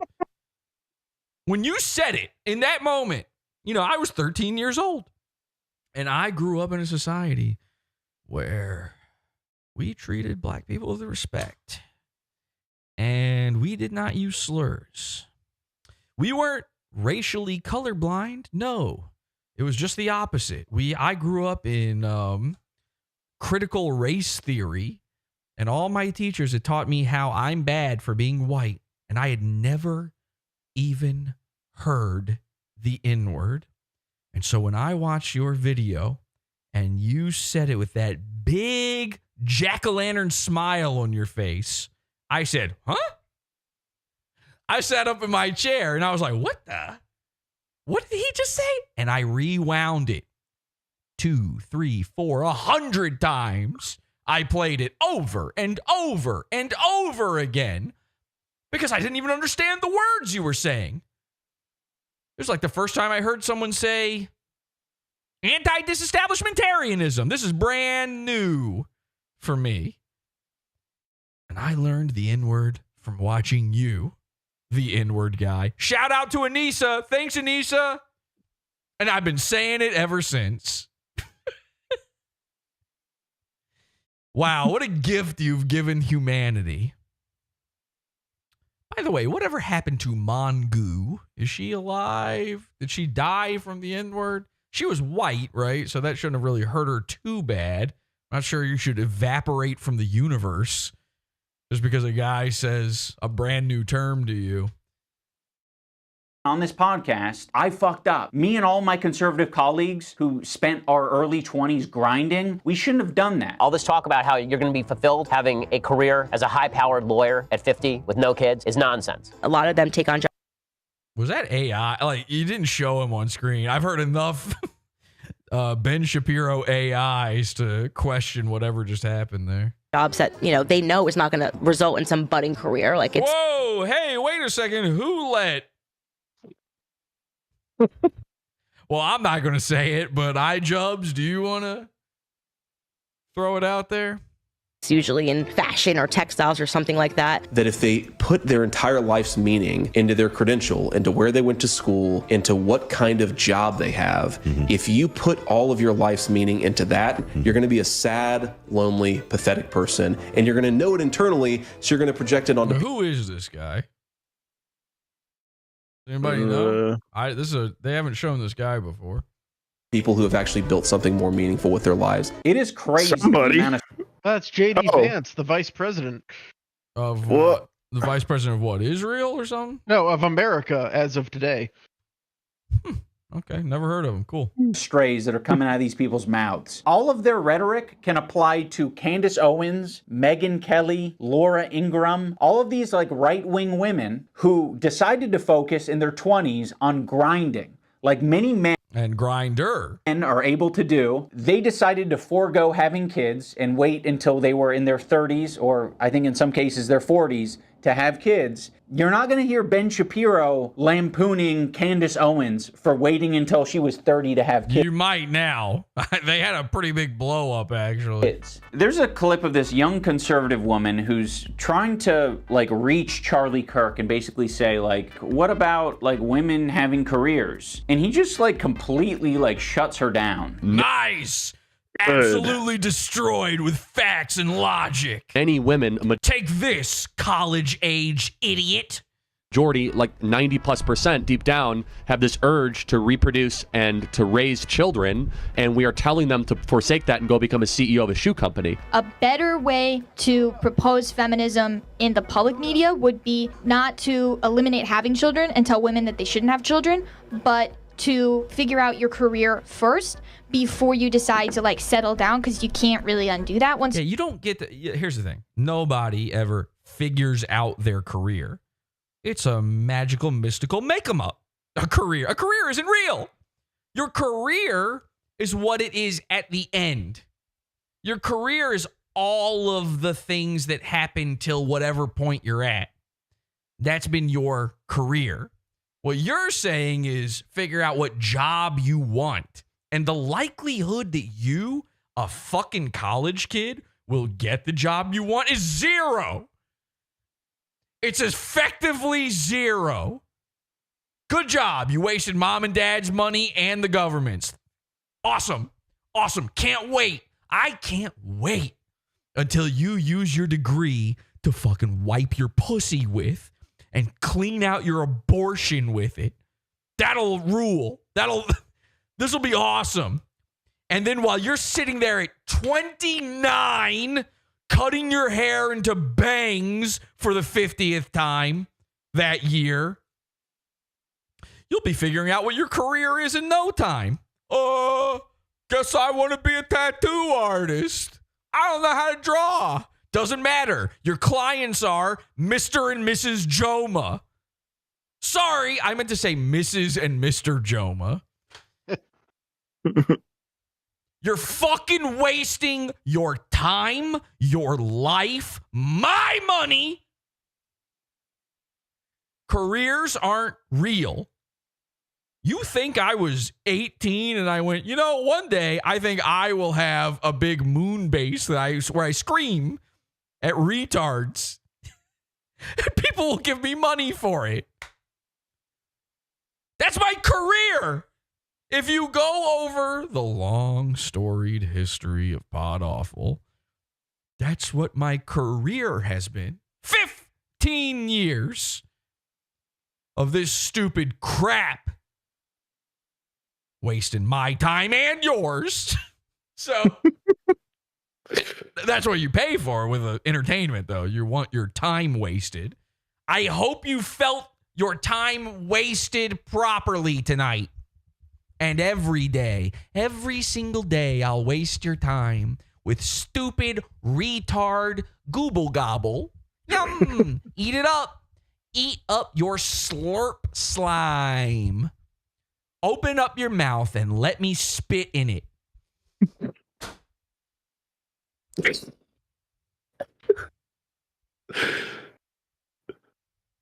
think you got your point across. Does that get it across? Greg moment. There's no such thing as a career. And even more so, there's no such thing as a female career. You know what? You could, a woman is actually the only person on earth who could choose in her teenage years what her career would be and be right. And be even kind of close. And it would be by going, I'm going to be a mommy. I'm going to be a stay-at-home wife and a mommy. And then you'd be right as long as you do that. Actually, still a lot of women would fail because they're so fucking shitty at even that. What is it? Who knew their career? I mean, I guess if your dad already owns the business and you're like, I'm going to be my dad when I grow up, then you just take it over. Then sure, fine. In that respect, you could do it. What woman is doing that? What man would allow her his daughter to take over his what? You want to just shit on her? Hey, how about I throw my own legacy away instead of allowing you to mismanage your company until I'm in financial ruin and embarrassed? Eat up, retards. Do you have Yeah, kids? so I think it's the exact opposite. I think you should have kids first, then do your career. Because which one has a timetable on it? True, but like once you have kids, you're committed to that, and you can't really have as much of a career. So you should kind of define your like. I guess what I'm trying Kids are way more important than being, a data scientist at Dropbox. But this clip. I don't know. I use Dropbox a lot more than I use my fucking kids. Now I'm not iJubbbz where, you remember the things he was crossing off, so maybe it would be more important. The kids would probably be more important than iJubbbz. The first thought in iJubbbz's head when he thinks of kids is wiping their assholes. So, who knows? Hey, listen, everybody's different. Okay, so can I end it there? Is that it? I can just say everybody's different. I need you out there. I need you telling this man right here. Thanks, the N-word guy. Hey, I'd be willing to give him my other my Twitter handle at the N-word. You want it? The N-word guy. Thanks, Anisa, for creating at the N-word guy. I've always been, if you're one of these guys out there who thinks iJubbbz changed, just remember, you've always been a big Anisa Jomha fan. You just preferred her early stuff. You're an Anisa Jomha hipster. That's what's actually going on. You liked her early work. Things kind of changed later on, and it's not as good now. All right, that's the program. PODAWFUL.pizza. Join it. Get access to our premium membership. Should I do an after show? We could keep watching. You want to? I don't want to. No. Oh, but I could keep watching this, have fun with it, it'd be a good after show.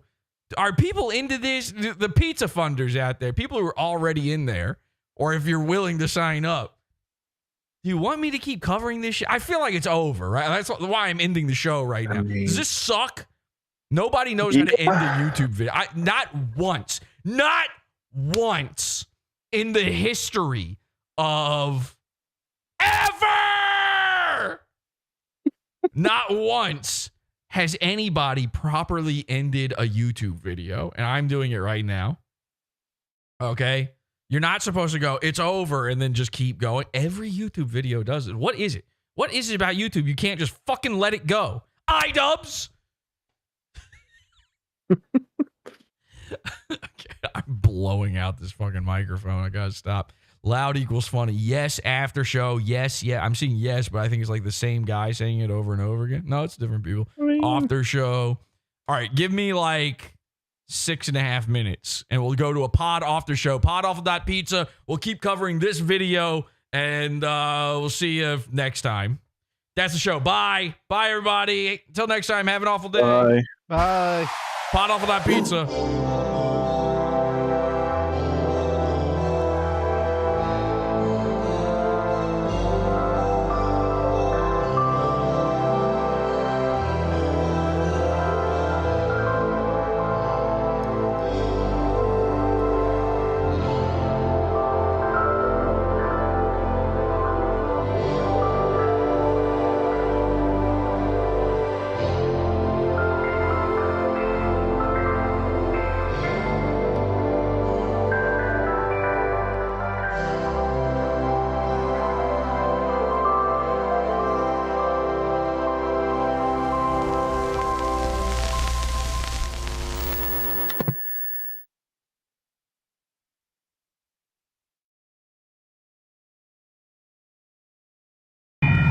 Choo choo, all boys.